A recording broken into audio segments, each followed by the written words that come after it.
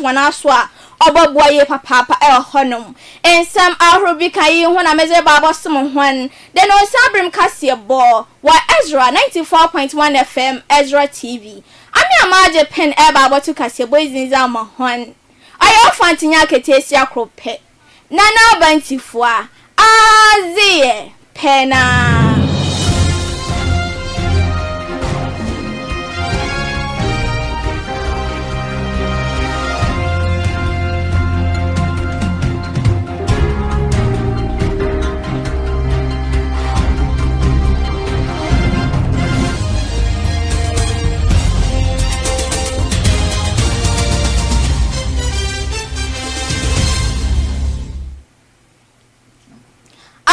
Africa sebona se Ghana man pen ora John Dramani Mahama za babo tugwa the impayful adwena wadwena ho da was asotwa na no yazene ye papa was record was ama the acting CEO was in Ghana Gold Board Honorable Sami Jenfino oyaza achapa na no yazene pa abanana mod na afi inu ho so abane da mu ho nti onyanza dama asotwe no ozeba kwaza ma Honorable Sami Jenfi biom na ni nyinara ne kwafareba $1 bia oya Honorable Sami Jenfi kwa kwatwenze kire oya Patricia Asiedu esiama a ezia dodo na azinyim no na agrada na ochede scan be kama amene nsa no oya za camera eto scan do na Ghana for mathematicians for no wa calculate scan ochede scan mu yeduriye papa ono na Ghana for wan fa na ho godo no wakade afi pe no nyi edwoni nan mo esma omai konku Ghana no obiara chene do oza ache amanyeku a wapena asem no na agrade kasazima FPP oshun kokoko amanyeku meche opposition party nemre ya mnyoreka say kasazi ti a NDC amanyeku no na se endeska bi aba na so $1 za na iba agentina wan fante to nzama do na omai mu nim timamfo ya ho hehan ya nemum da mama me no na scan ibetebri zaman asema mnyoreka kan ho asemi kokopɛ mu ewa man hene mrahye begom imadom kuma ohonum pode waye ne dem osma owra Sami Jenfi wan hwe no ho duye ewo bogom no ntino kane ho behia da mapen John Dramani Mahama obayi nizibiu no ozi efri ninsem sesaraze ora John Dramani Mahama awisana no nsem nyinara oza ahye Minister of Government Communication nano ora Felix Kwachi fosu eno ojam kada mapen John Dramani Mahama sesaraze achapa abanyi inu ho ntino onyazo da ma asotwe ne sesa obakodo biom nemom wachi ozi asensan of the emergence of the video, Mr. Sami Jenfi promptly issued an apology in which he expressed regret over the matter and took on board public concerns raised over same. A day after that, the Chief of Staff summoned him to the presidency to learn about what transpired. The invitation was honored by Mr. Sami Jenfi. He indicated to the Chief of Staff what his side of the story is, what explanation there is for what we all saw in the video.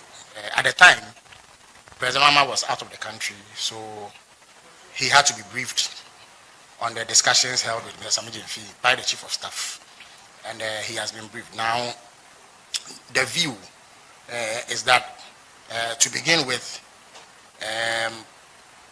the presidency acknowledges Mr. Sami Jenfi's immediate act of contrition and the acknowledgement of the need to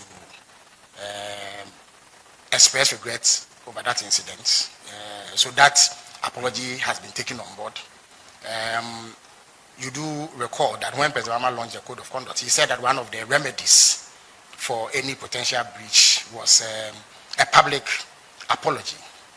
He also said one of the potential remedies impressed upon him to take on board public sentiment and act in ways that reflect public expectation. The Chief of Staff also took the opportunity to reissue the same caution that the President had sent to all appointees to be circumspect in their conduct. There may be things that may be commonplace in our private lives, but once you become a public official, you need to be sensitive to public expectation, and therefore that ought to guide the way that you order your steps. So in view of that, presidency does not believe that any further action ought to be taken beyond the apology and the caution. Shada Enza Kokotes by the Minister of Government Communication. Ora Felix Kwachi Fosu and Ojinam Kasaizma Omanpenyi John Dramani Mahama. Mezwan lokwa oye efija kwabere South Mansini mu ewa Asante mante mahanu mu deiza. No che the MC fufu kwa we yin wo honom eye Honorable Patricia Pearl Ankra. Mami achene yin so ye papa za atwe ne timemufo nam akonya no do aka na akomado nsam nyinara za atwe hon. Mami sesora watu ababum zaman ne ze no che da ya za timemufo no wawone mujizi ye papa na bohwe ema bibia so akodo bokwa o matimemufo no hone nsa ansi fom kra os na pen do bohwe ma impuntu aba honum da mara so ena bohwe ma ekru ya so aba honum mami sesora za ne tamaze bobbo oye woni mrahye begwanyi mami damata ama apiani ma salam ne tamanda ma obeya fija kwabro south so impuntu baba honum ema timemufo honum so wo ho ahehar hon mos mama mi Patricia Pearl ankra ne sam tugwa na busia yentebi na yemfambra. The first female MP, we have the first female municipal chief executive, we have a female as the district coordinating director, and we have one man as the PM. Jidi say nyankopon enhihye mu na ode aba. Ayinim say obeboaye amayaye amanayefe. What the Fija Kwabere South should expect is total development. Total development. Say so Kwabere. Hano wetin wa kama bia na se beka bom ni aye amanaye kama o se ba bia ye ko bia ye je dimpa if you say dimpa eye na hunya and the hallmark ho ne se na ho aye Kokotes by Mami Patricia Pearl Anchor owie pen on hwane mrahye begwanyi Honorable Damata ama ampiani masala wano so ozi chinkwansem ozo kwaizema Honorable Patricia Pearl Anchor da ni kunyimiza wenya izi obobwa pa na so oba no obo edwumazina akonya baba da hoza ma echima chichu eye mesiafo me oba mi nua isusu enya oba it make say Fija Kwabere you taking lead no and na uhwa affirmative acts ya pese ye di ye adwuma ya husi akeka nsem bebre awo ho da bia menya akonya mebusa say na ema dodo no kwa san ena new di affirmative action no kwa e ka dai because timu say one ma bebre di nkoma ye omo ni ade krokro ba ena no empe so ya mana hu say na implementation ye de ba ye adwuma no aye den ba ena Fija Kwabere ya taking lead no MP yo DC so ba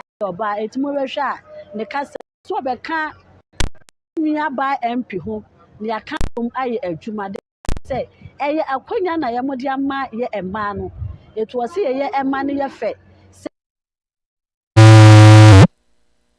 Enza ye Kokote ye mrahye begwanyi matimemufo wa Fija Kwabere South Mami Damata ama ampiani masalam nenze ena ye Kokote by no Nananuma hemfa wo jachi anu wabosumtwi mansini mu ewa Asante mante mahanu day. On hempa na ohon me ye ba ku amoatin the fourth we gem Asante Regional Security Council. Then who asrafa wo ba no krom honum ba besie emu mem for won to woni mo na won sentu kwadama nyipa no ofim no anyaza ga rampo kwan honuma onye papa nam duma wa friends and traffic nshemu za atu yen anyum de yamba woda wo kwen ma abana so nti na dama asra na obi nyaza dama asra fi wo bi wozi mananu mo hono na azo odo wana akomado pa mo wa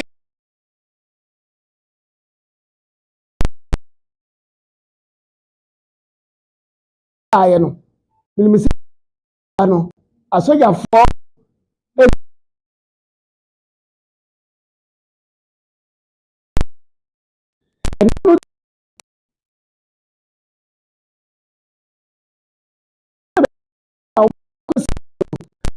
tanye ye amamre no e be fa sa kwa so ne wo mo edi ura ntam nso a eti aso no ntam de ye ura na ne dia enti won so ye ura ne be e wona asem ba mimi ha okase ne ye asojafo a wo mu di anim na san se si anhwe we wasa nka anhwe ya senye soja abimu na ewo kanwa menka bi asem ne ewo nti asojafo afesu na se asem la fofora so obinya efuna o dete nipa de nye sojani a obi tibu kofa asojafo se na matutu asem nti womo emra na se bi so makum ni po nti minim de nti a womo edi asojafo na besie efu asojafo na escort abusua no ema omo ne ne mehaw etibi haw kase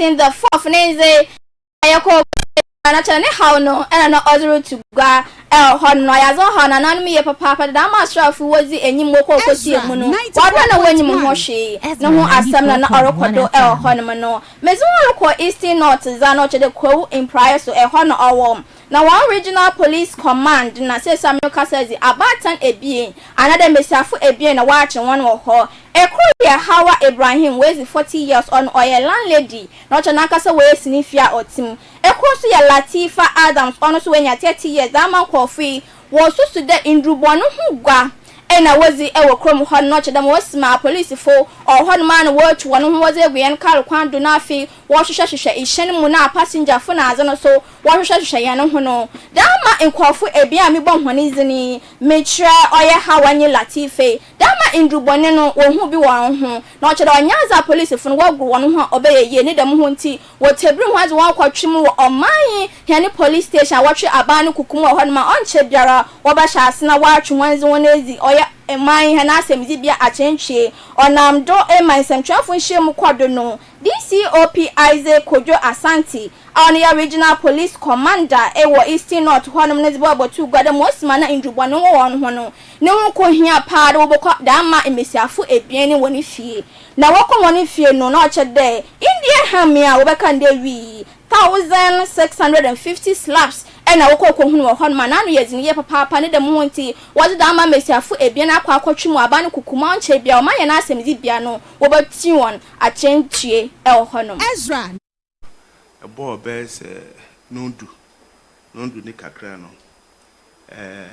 yakochi mienu bi a omufie ana omode me hode omna ye omadwen se ho na mo be hodo enubone enwura ya poto kasa ya kan weed no ana se yegina ya corrupt na ye weed no enya maxi bag mako 24 na 24 no ubie so bag baako bia no ehye mu 60 slaps ene ya shape no ti se ball enti eka ni nyina ball mu no enya 1650 balls ene slaps a ye de insusuye mu no efi se eyunubone enti edebeko police forensic lab no mahwe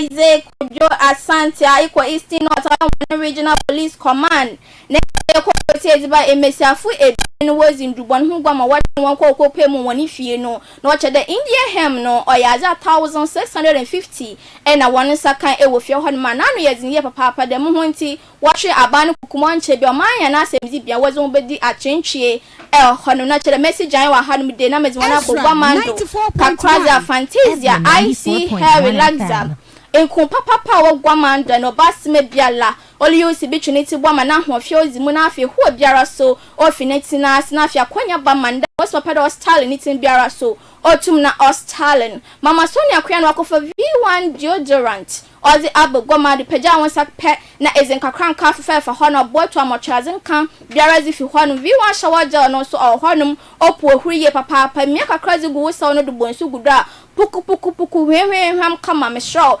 body splash nyeme yin fun waneza e use be still fresh be biara na unhu oye hwam honam pan kasa no so etwa na nya botaza ato rendo asra ma aya no hoda mangwa was a baba fruit salad no it was Asante mantem ha na pen dudu mu na etu abotum na afre 0207667752 0207667752 the master 101 company mantem so abotum na wa afre 0302668420 0302668420 Fantasia IC hair relaxer ose ahofe enchiado awie aha number come na pano sabrim tie bo ya shisha ze free Ezra 94.1Fm enye Ezra TV no mezene nyina mezibesi aboafo ne ze wodosi nye papa Equal MCR za no chedo ya za Rubin or King the promise so and a camera no rehwe ma bibia rekodo kama na eba hanum days za DJ Makafi no chitim free fuma Emma bibia so rekodo boko mesemufu kwakwata editor supremo ami ameje penbato kase boyzinze mu ahwan ayo fantinya ketesi akrope na bentifua azie pena mosodi Ezra de change mezino ochiado ma ahwan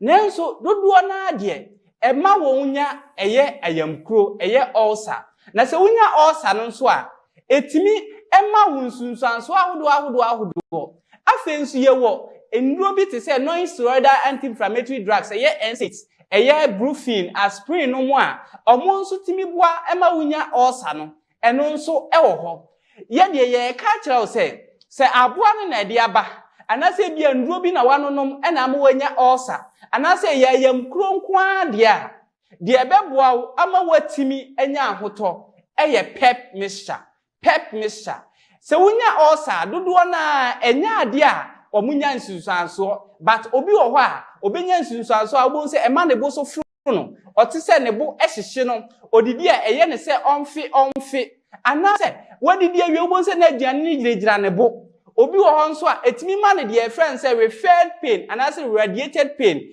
eno no beti ya wo wachi kasenum na say wo ti ya wo wachi kasenum wa hwe obeka se wachi dompe no ena ye wo ya obenum painkillers anenso enya de a ebekọ eno na ye kanfo pep mixture de ama wo say ye osanko ade a wo de aye pep mixture say wo nsaka pep mixture ni bia ebeboa ama bibia adadi say ya ka che wo say wo eye H pylori mo ni bia odi enom pep mixture ni bi na san koya wo test no na hwe se bibia ende din ya ye ka pep mixture na ende ye say 3 days o symptoms a ema ukoto aduro no se wonom a within 3 days no was say wunya insachra, was say wunya ansisa. You have to get changes in your peptic ulcer symptoms within 3 days. If you do not get the changes, then see your doctor. Ubetimi afraid so penchiremu a 0542 39 7057 0542 39 7057 and that's 0541 35 2027 0541 35 2027.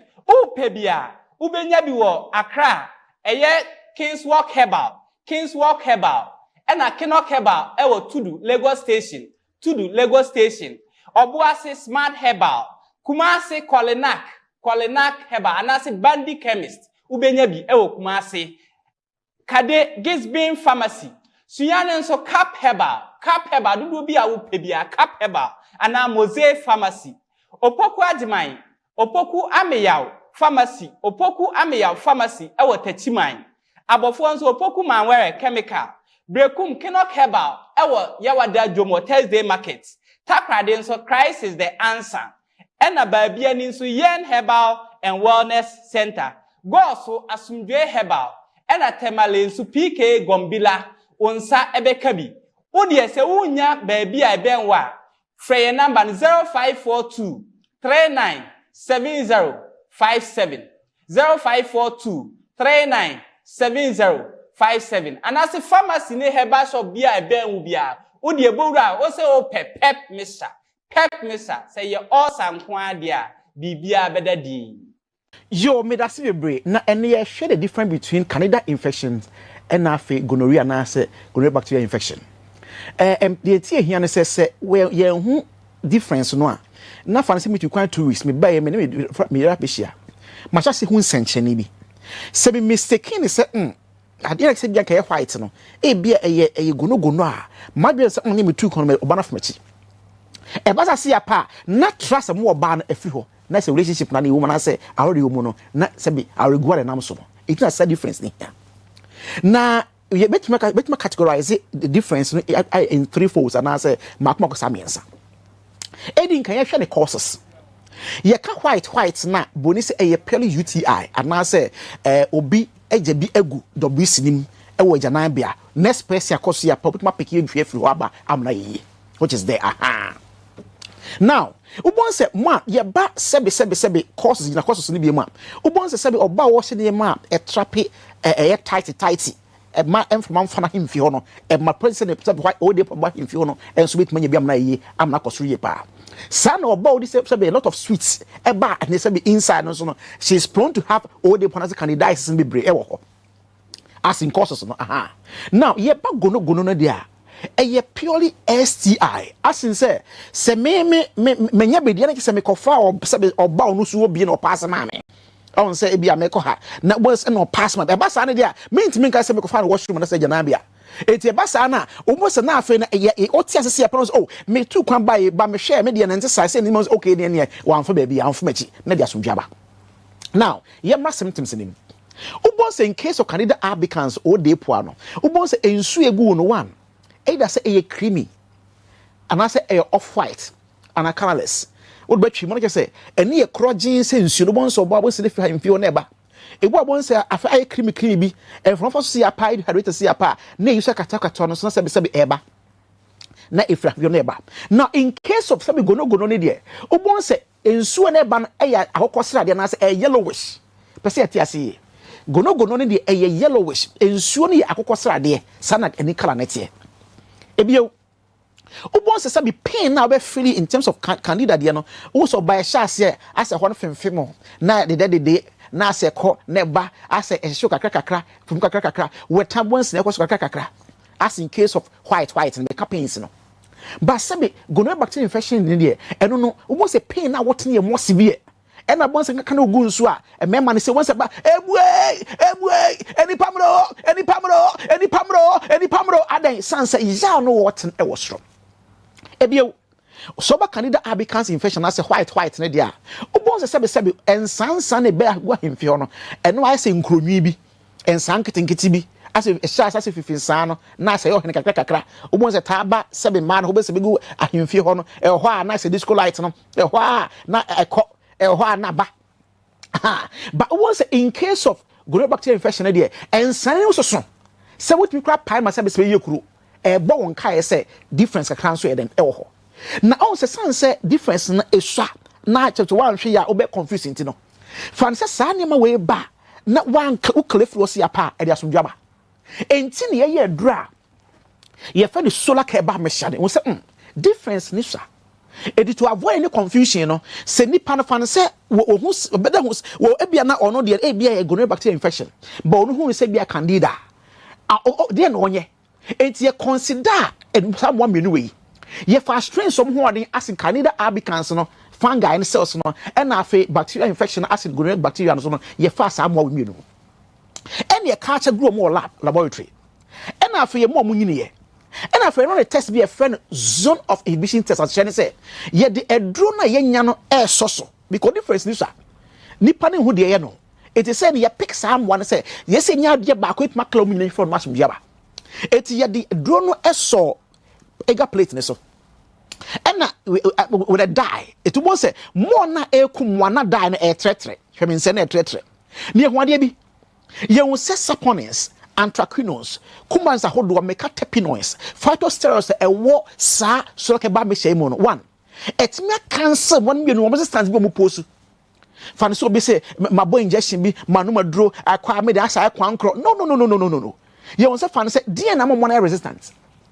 And who say obi on mo nya say infection SS time GSS time it will say o treat ye e do you 14 days 7 days now o you 2 days oh ja kwa man binim no ja to baby it 2 days span 4 days now you many 3 days now say one consistent percent 40% na fine o man come ho they say e do no come o mo boy na so o mo dormant and inactive but just o mo we to once after 2 weeks after a month no more sa can't na mo ne basa de ha dwene say omo mode of action don't fast ko onuanom in the first instance no to the next time the same medication no man ones there be minimum no now I know and e men kwasa nya na apakat say be e don't need me identify one me say akọ ekumo ti yesi fa no say sa problem na ba enti ye ma SSF4 JSS4 sa ha no enti wo monye den omunya alternative medicine and herbal medicine bonus betimi abo mo across one instance ekumo na and ho and asola herbal medicine ebe pie mu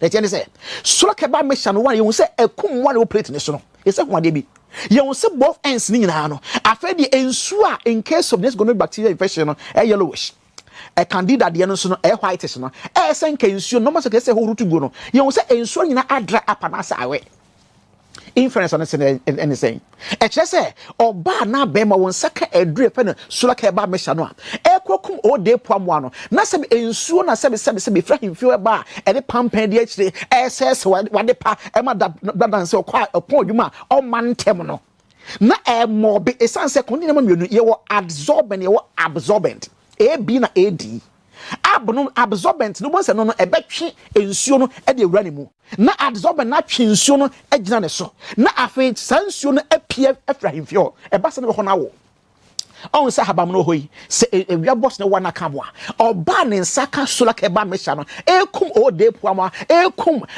ne se bacterial infection mo no ekum samonye fro no bonse afi de e twe ensuo na ma ahimfio se be e hotre no asa kensi bi mu kumebi ye ba was aka move on akam e ba sa iPhone near touch go 5 near touch adentia busa say who do birthday last month ba so kun hu san so ba wanted there ni kwase e ma so na asenso kota ba bi na age ba ko gon second one gon hey there be sister ni kwase yes sir yes say ma won san ka so ka ba mesha na nyi sa hawo ni fio e ma so dwemra ye hwe ma ye nuan mema no so mesrewo emfa ade na wakotene nkose obi ba water bonse was water no more na ensuo ba ensansa ba question say more ade no nyankwate na ensuo bi ma na ensansa bi aso ba ho eso kwate say ensuo ni ensansa na ba no afre nyankopon aya ba na safe na we prepare produce apart from them all the chance say enema mo ya de no say a spongy cells ye de stretch upon erection say na ba bi adunya na want to baby din Then say observe upon erection no ade bomb ade ne stretching the money di more di enso be se ne kono na asase etwintwam na ye flash na etwintwam e ba sase apa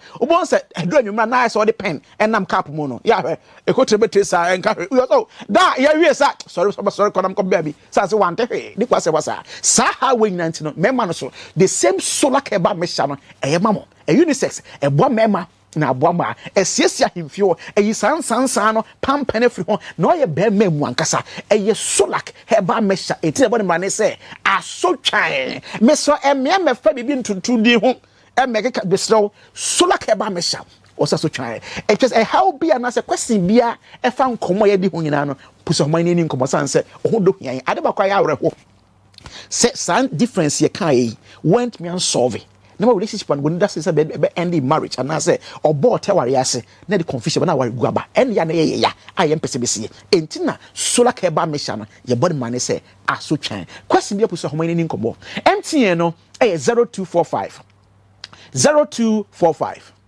61 60 28 0245 61 60 28 0245 61 6028 and after Airtel no so 0261 73 6263 0261 73 6263 kai say ye solak heba mesa yes asotwan hwade bi ha on say sebe boat ne kutaye no sabi enhi ne kuta ne mudie mu na not asebe o man ho no nso no any dread na gina hosia pa ye baba se na asoma se jaman no obon se forever young ye ho ba se aware no confusion bi anim na IC yes mo ja papa confusion bi afi ho adan so na ke ba mesha wo se asotwan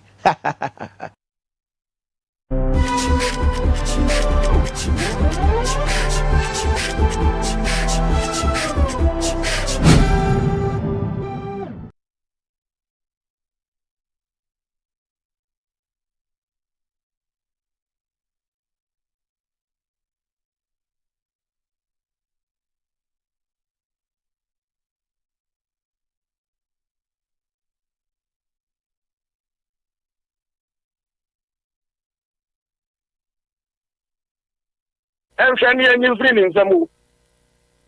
And no power. Yes, see, you have to do what to a fiat. And also the feed the floor barco, a question about me and Sadia. Say, yet to me do go to another.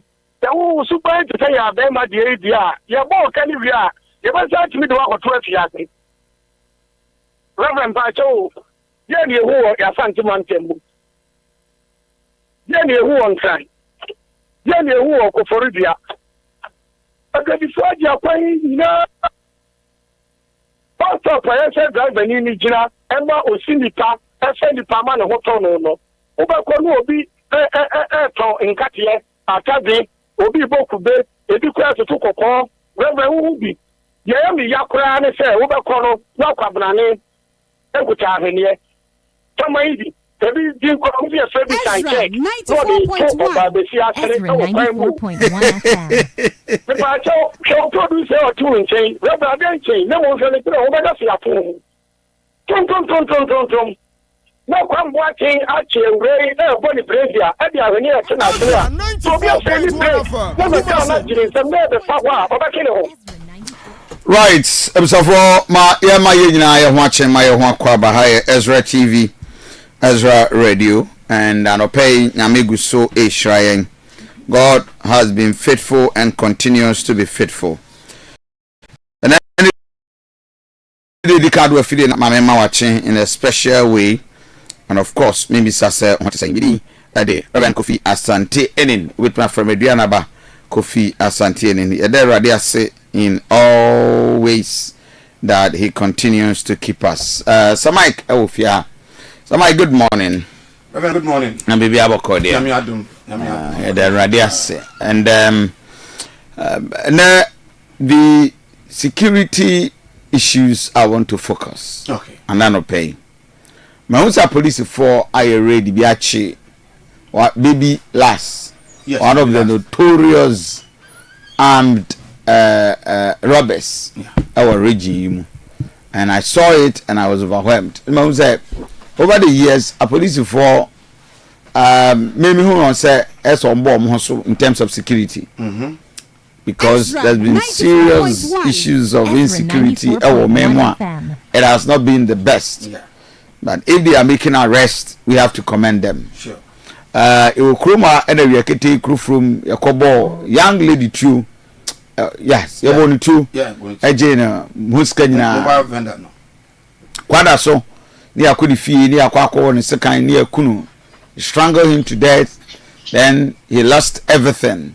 Then Yakwada and say, so a lot of things are going on, and I think security should be up and doing. And okay, if we are hearing them say, we have to commend them. Yeah. Aduteku on the line, right? Yanko na yanko fa the weather update here. We are you better us near the details and so they are bro. Senior Aduteku, good morning. Good morning. My brother Bibi Abako there. Okay, you know opposition who you are my interior mun satra. Reverend Medas na machia atie phone.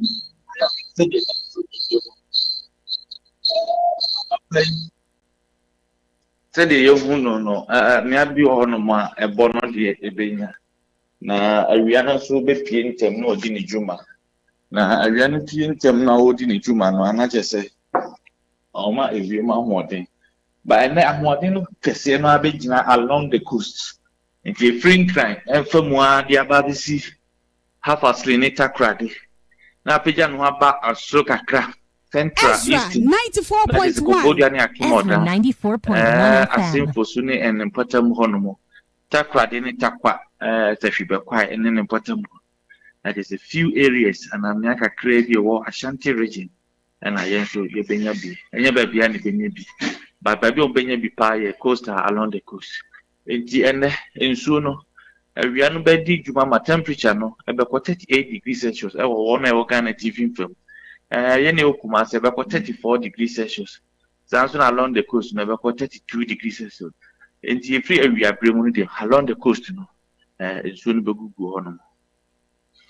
My brother, thank you very much. And we just say we I bet sign about change. Ready to kuna mote or update here on the weather. So Mike, today is the celebration of a very wonderful person's birthday, and I want to celebrate my wife. Wow. Mrs. Patience Asante. It's her birthday today. Yes. Happy birthday to her. Mama. Yes, that's her. The woman behind the success. Mama, God has been faithful. God has been faithful. Me offer say, Acheba Kwaba. It is saying, good. So here. Okay. So Mike, Mama did the birthday. Never my birthday. Until when you Wow. Yes, when you and she's still 94.1. she's the mother of 94.1 4 FM. boys. No easy. Yes. I'm just imagine. If you had it will be born near Como good idea. Has a more for you than anyway. So Mrs. Patience Asante, happy birthday to you. May the Lord bless you. Amen. And keep you. Amen. And today, your culture will fear. We occasionally near the birthday in okay. But most occasions, you the birthday no fear. Yes, and they be no fear. But because last year or two, you could in a cozy lodge. Okay. I remember, and I think one of the years in Suya called Golden Bean. Okay. And one other days, and some days. But this, and I have a few things with the colleagues with me, and we'll celebrate the rest in the house. So, Mama, happy birthday to you. Still now, my question has not been answered. Yes, say. Yeah, person. Yeah. I said in the moment, we didn't run. I agree. Yes. So that's we bless the Lord for her life. Right. So now can I read? Yes. they read. A police for at scan woman and where's no scan woman day. Ezra 94.1 FM. Oh, okay. 80 over MCR, Mama young called the security issues so. Yes. Right. This is serious. Yes. In the drugs, no. I won't scan a police for no kuhumbi. I see. Yes. In this scanner, 66,950 Ghana cedis. And if it's cash, police for no 66,000. Wow. The almost 670 million. And I'm konya no whole rate no no. I'm konya I am kwasai. I'm on drugs. I'm on drugs. So but yes. That Franco Usu Ansano. I was in 2016 and we shoot to one police officer SLB. Emma ne free more the chem so. Yeah. Yes. Inti Omar Hena since 2016. Afe no arrest afesi. Yes, afe no mo no. He's been on the police radar since 2016. And I feel no. Let's have the images and the pictures because and then I walk down. What is that? The last is it cartridges and I say in the morning. Drugs in the idea we are trauma and I say what's that? Hey, but this is serious. Very serious, Reverend. Wow. I'm number one. My Inti Gordon. Trauma. Directories I work Kumasi. Evidence directories I work Kumasi. And so I arrested him. But can you say a year on the 22nd April 2025? I've been more be a friend of my Jerusalem and Salias baby last. Moi 2016 back a year Yura Okwa Commissioner of Police. Mr. Kofi declared, Sir, but more baby last. Wanted within 32 years. Yapena and then Yamencha the Sakano because Omokoye robbery be and I Sakano. Sabi Bilasi, baby Koso, Ewo Kumasi, Ewo the Chemoso, hotel their friend, open space hotel. I able policeman to a friend of J. Copra, Frank Isel, I know what unit of one to Kuno. You see, on the 19th of May 2016, Sabi Bilasi, now Okano. That's a 2 no.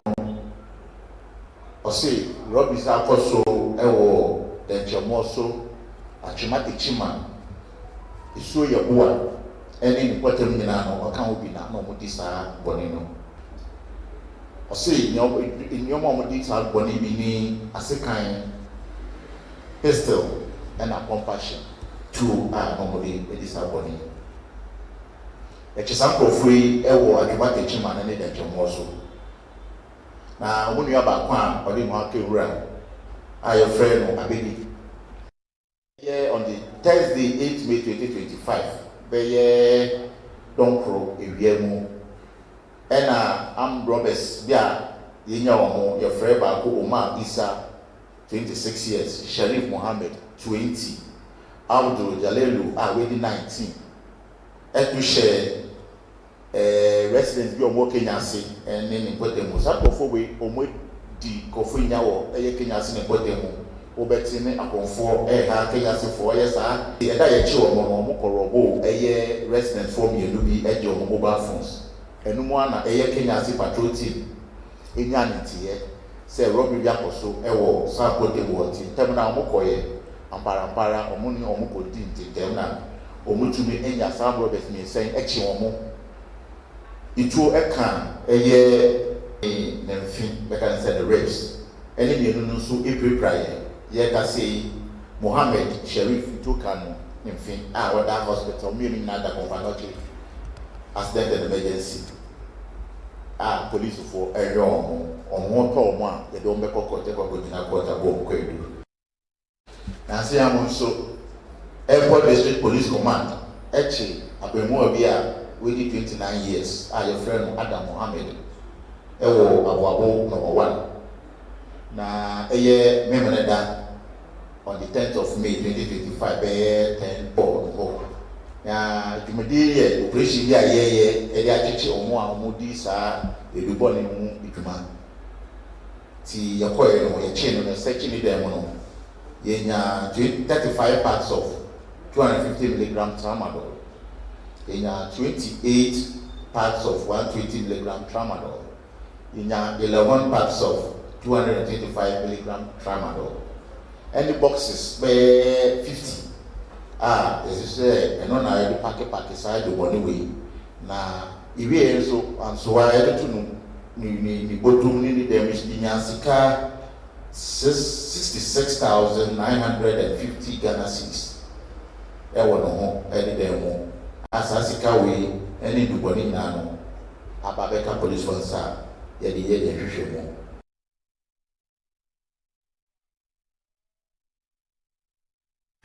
This is so dangerous. Very. If you want see the junkies nusika no, mo from tramadol no, waje 10 cedi, 1 cedi, 5 cedi. Enti debia mo hwe nukom mama me picture no e de ode agu nukom. E the blank kwa o. We gu nukom say na say untimi me kra. Hu no. Hu me usuro me kra. Who are you? Enti on say scan ni. What? And I de agu nukom ni. Yes. In fact, since 2016, he lost Franco Usu and son, baby last no. No my head no amu no. Na arrested na fekeke. Who say Ezra 94.1. Maybe omo koye omo 3 areas. Yeah. Maybe omo chi no sim fon ko a. Okay. Maybe omo ko check am fon ko a. And these are some of the suspected criminals are omo ache omo, right? No, but you see, over the years, Asante region, police forecast on Oh, yes. And now that they've even zoned the region into 3. And this is so impressive. First, and then so I deal with Kobe Antio. Ufre police in the ultimate Kasa. God in a over the years, or Mohammed Tanku. Yeah. And am I a home? And they give us security techniques, the briefings. Me senior Asenso, Chief Lieutenant Asenso, Martin Asenso. Yeah. No, Boasi Sisi or Wating Tepa area. They are all doing fantastic. Obviously, we should know what, but OKATAKYIE, yes, do we have PRO? Okay, my inquiry, so I want to believe the senior governor here should be in the region of chief inspector now. Yeah, senior governor here, the PRO for Asante region, Central Police Command. Mema wachano pay. Emra Ezra TV, Ezra Radio. Aduanaba Kofi Asante ni bibi abako de. Bamena do minya. Na mpacho rank no akwa kudu hi. Ezra 94.1. Ezra 94.1. Okay, Deputy Lieutenant of Police. Ya kasa ya chinti say be 2 years, 3 years ni there. Almost 4 years mebwa. Police for na 4 years. And here the mutu keji mu yente mu nkabiem. The radius say these days we are able to hear what you're doing. But we just watching Enrabo press conference more center for share. Who is this baby last? And why must Asante region jubilate because he's been arrested or any team?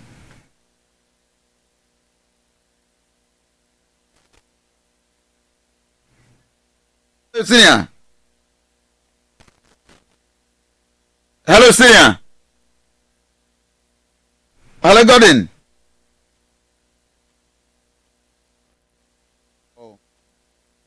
Do we have him? No.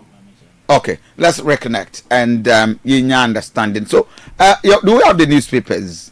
Okay, so Samaik, I think it's a good relief. Oh yes. At the region. Oh yes. And when was the last time we can say omo yeah. To copy a tone, press any. I mean, the serious reports. Okay, my uncle back to yes, Deputy Lieutenant. Yes, do we have him back?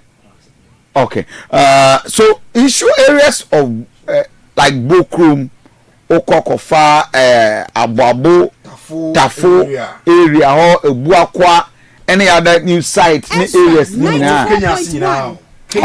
my uncle Masuni, the PRO for Asante Regional Central Police Command, Gordon and Union Command. See, another business, who is baby last?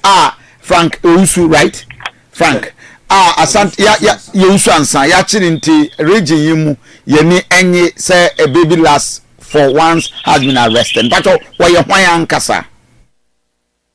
medasino assembly samichono wetifu nyina so wotu menkai na wetifu suti menkai ya to nka pa baby last year akwabia the year 2016 April 2015 about 2016 na no hagene ewo eye kwada susu denchomoso ene atuma techima ni mpotem umekaya eye ya papa okora wuje msene ndama no amekaya Mr. Kofi Buachi wa hano yeah no ye deputy commissioner no declare wanted ema ya printed pictures kra edima media house say omon publishing no as a wanted person na that time no na be last 22 years na no kokoa na information na dey nya fa no woni say odi agroko kwada sunsu mbola no so ekwatima market wo ye peniche ye pa ma ofrimu ofigana enyanite ofigana ofrimu enti Ezra 94.1 Ezra 94.1 FM na no wa mtianka sanka ye na nyamincha de esa baby last year bobo ni di market was one thing yeah and then we did 32 say at the time of the robberies and Kosu Kumasi 2016 no now more calculate a number of years and I know be at 21 22 there about wow. And he was that dangerous me right and he was that dangerous a very dangerous boy but nyamincha de ende yensaka no meka no nsaka no eto na no ono atunu to say yenwe bia that year na your friend no Francis Lano was watching it Mobekaya yeah call duty a hotel via a coffee coboni too and there no one to say or count on Mudisa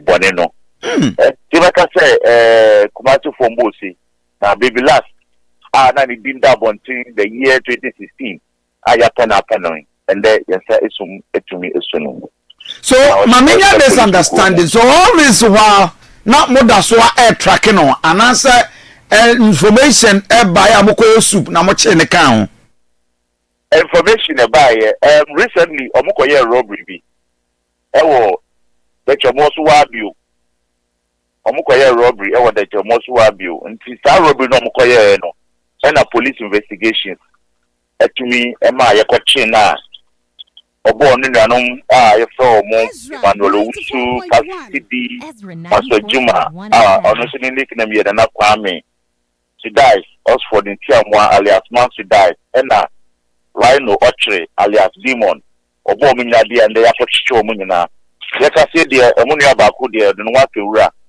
eno nso egusu ayehwe no de ayenya ne se ye friend Abedi ntabedi ye sisi a ono nso oda ye radar so a ye boy on body say ono nso ye bechi no na ye de aka no nua no wo mu na ye de obakọ takobo mu kwadu nti bi say a bibi last ye saka no nua no nso de o mu robbery no ba beka sisu say the year 2016 bibi last accomplices are now on one commit robbery ye chichi bebre okay ye court ye jail obi mu me ka say de bi mu wo jail munya ba bontin nti the say Koba ye no na say be recruit sa boys we ya odo omo nso eye robbery and ye say so mo nti ubi say make say sana etie ewo Asante memo so DSP mamenya this understanding za kwada so a young man or moko strangle on the bedroom mobile money vendor we no or any connection to this young man yana well after yesterday report amenya free PID for no omo anka bibia amfasa no because that robbery no be kaya chin Kofi connected to that particular robbery they don't court I can say more remand back home the dino if the din kakra ku bia ya declare on so wanted yet on so in the fact particular robbery no mukumobu kwada so ne screw from the yache suspect no be kaya ya press conference no regional police commander oba enu mu ana sa robbery ni fi yache sa profo no akaba ko no so ye penachi no in the payment nya de dia be de be ma mo na mo so mo de ni na tiga na ya ma deal for so nya insight na informant so etia na so ne tumi achi ono so for 9 years ya pe be last no mean, Chadi in Sakan. Oh, wow. But residents of Boku, Mababoran and Potamo, they've complained, sir, recently. The rate at which armed robbery air costono, it's so terrible. Nansay and Numreni and Ajo, we're not seeing much of the police patrols. And what's some of what is the apprentice? Oh no, yeah, patrols. Make sure say patrols in the air costopa. Nansay na group bookroom na robberies koso anko forbidden motorbikes motorbikes so me and implement sound matching ana say ewiemu wo kwa no de motor mtisu mienu ana say ba ko de motorbikes so ba so na ma beji mobile phone ana say okra bag no ma ji bag na from team binia like so say no press conference mienu Yensa and na press conference about Mudin say a year on the 8th of May no bank of 4 weeks to so mu yeah they say omukorobo a year resident Nigeria for me no na omukwan wa monam kwan so a omukwakope omukwadwuma e ya take it omukoto she omuso ejo mobile phones and terminal police for nya information on monante so no Kenya police for etumi and one more parts in such a car or mommy and saying mobile phones are no magic Ninano and said to me at mobile phones, you know. And motor no did this bonini so yet a motor no you know. I can say Omodu motor getting a police for the case, Omodu motor in accident. What tobacco their fair crime, you know the police in Semu. And the two ekaba confi and the kasi other companochi bi nunu so mu prayer so and the companochi a like I said brokum 80 to robbery stand also or street robberies na also so ya chase and for no patrol so go so ye go motorbike patrols ye vehicular patrols ye foot patrols but when him still Oliver asked for more we have called on the Inspector General of Police wa sure ye no bahanu mo last Friday ebe speak for Yura na otu for the second or kutia no the no patrol so we the regional police command ebe senior police officers they tuneni say in himself baya ye bia mugu so mo ya ban bia bia police let's say to patrol vehicles to the being the command tuneni one shot commander say enche the sabe come vehicles for vehicular patrols and abuse and no ya menya nti say say abaya combat police motorbikes and vehicles for police patrols reassures the police command Asante region so to augment the already existing vehicles region to help in fighting armed robbery and other violent crimes. You go say boy on body the rest me before so almost more body say information because one my information heading me kai those days na yakata radio sooner about radio sooner dey no yaka say we are fighting crime is shared responsibility wona wo put no wona wonim akronfo no wan kan kyen ya e be dey say ye be wo say osimesi ekronfo osimesi baby last say they say as part of our operations you know and as part of our investigation you know we be tia police for 9 so Emma police for 9 say so e kwachi you know enti mesre obi bia all information bia any fast akronfo we wo no the mesre our doors are open obi tuma ba regional police commander obi tuma ba deputy obi tuma ba crime officer obi tuma ba me kra igina me nchen oba me wa me den ba ma sia de pompenyin for no na ya nante so and we sure say to nante so a ye be ma akonfo na omudi ta boni we ye be chi omo ema etiofo so enso aswati anahwefo so enya emo insight. DSP Gordon Ahanyo, Asante Regional PRO for Ghana Police Service. I'm more than grateful, my brother. Bibini Ebe Santonsa for Nano Pain. Ezra TV, Ezra Radio, for and Gordon Ahanyo na motesi ene no aiding common. So Obapa, do we have the newspapers? Yeah, very brief. Nothing. And sort of the sports team. I'm gonna take over. Okay. Adolfo. The Obokrata na mobodo na ne bro edudu. The Daily Guide the Obokrata na mezere sha say ewa hanum day. Was Mahama Claire Sami Jemfi no chade. Dollar no hun sensem na okozi agrada. So Samaik Sami Jemfi is cleared. Yes. Case die. Na me no na me hwe ni mu say. Wampene ne bibiu. Yeah. Because said the Sami Jemfi here no in Tiaga na mrebia. I've gone to the code of conduct at the maomo. In Tiasa. The last time I told you. But their code of conduct is about taking money. Yes. But not about receiving. Beyond 20k. Exactly. They na ha adwen no. Yeah. I say party foot soldiers are. Na grada we campaign John Mahama okodi di da ko huru omo no okay no ha adwen so I think so he's clear he should learn from Okosikuru yeah he's clear don't give money in public na ocheda was a drug lord arrested in Abuabo. Okay already edi ho nkomo no so the Ghanaian Times is saying Ghanaian Time the worker no say no protocol na chade say saraze onyaza ko peduma most ma watch akata omunyo masemo ho protocol will continue to be there asem ni no protocol I to onu ni nua ne sai that director general ni wo fase any say Mike wo fase owo ekurase wo ekopaduma why na nkodo be ma we dey bia no be nyame adwuma Ghana ho no protocol Ghana ho Ghana obviously no protocol no protocol remember to adwim Joahum who will be out so see it's not even about whom you know it's about who knows you yeah it's no more about whom you know it's about who knows you okay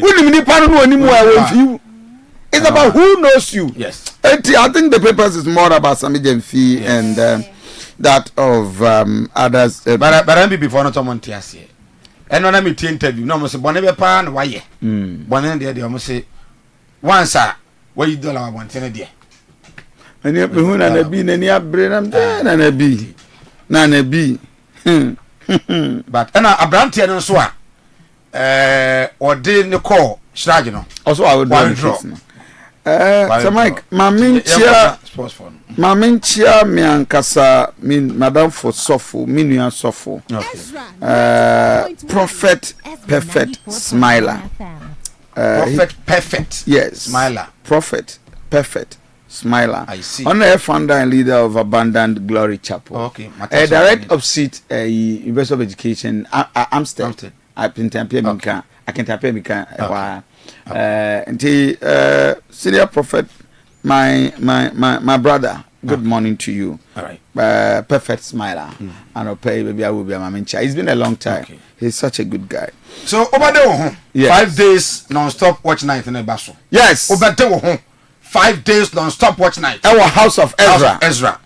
Shall say on the 19th. Nyamen Sanen and Century Day. Yes. Mamincha, the Apostle General, Senior Prophet Kofi Amponsa. And one. In fact, me cried the last time 21 days of my year. Yes. Any baby, Nyamedi Nipan Century ne. Namwa. Said Namwa. Kuma bako baha. And someone who can say God is still God. Oh yes. And God is still working. Nyami gusu yusu ne ma. Exactly. Binum juma. 85 days continuous non-stop. Yeah, for 2 minutes inti yanko 2 minutes na on befa. Ya no o ma eze house of folk.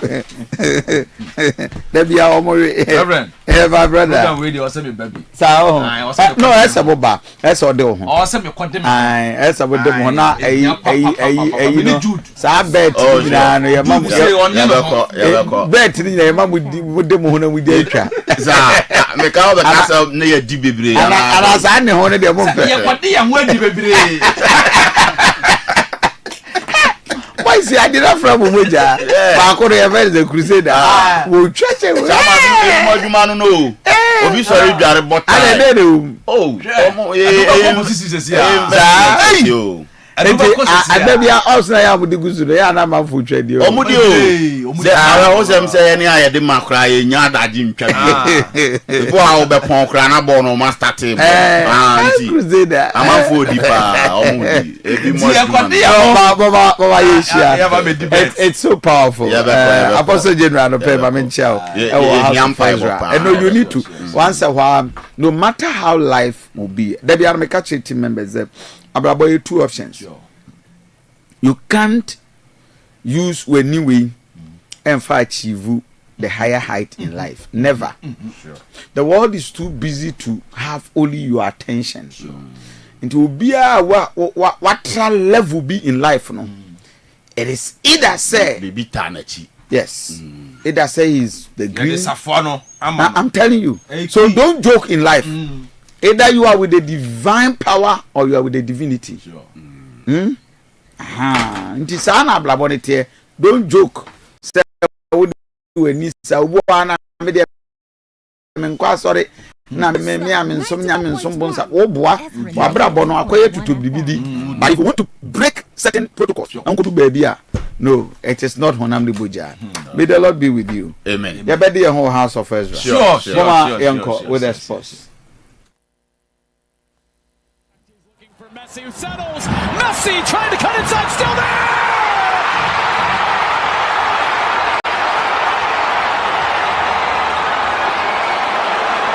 It's direct to the ground.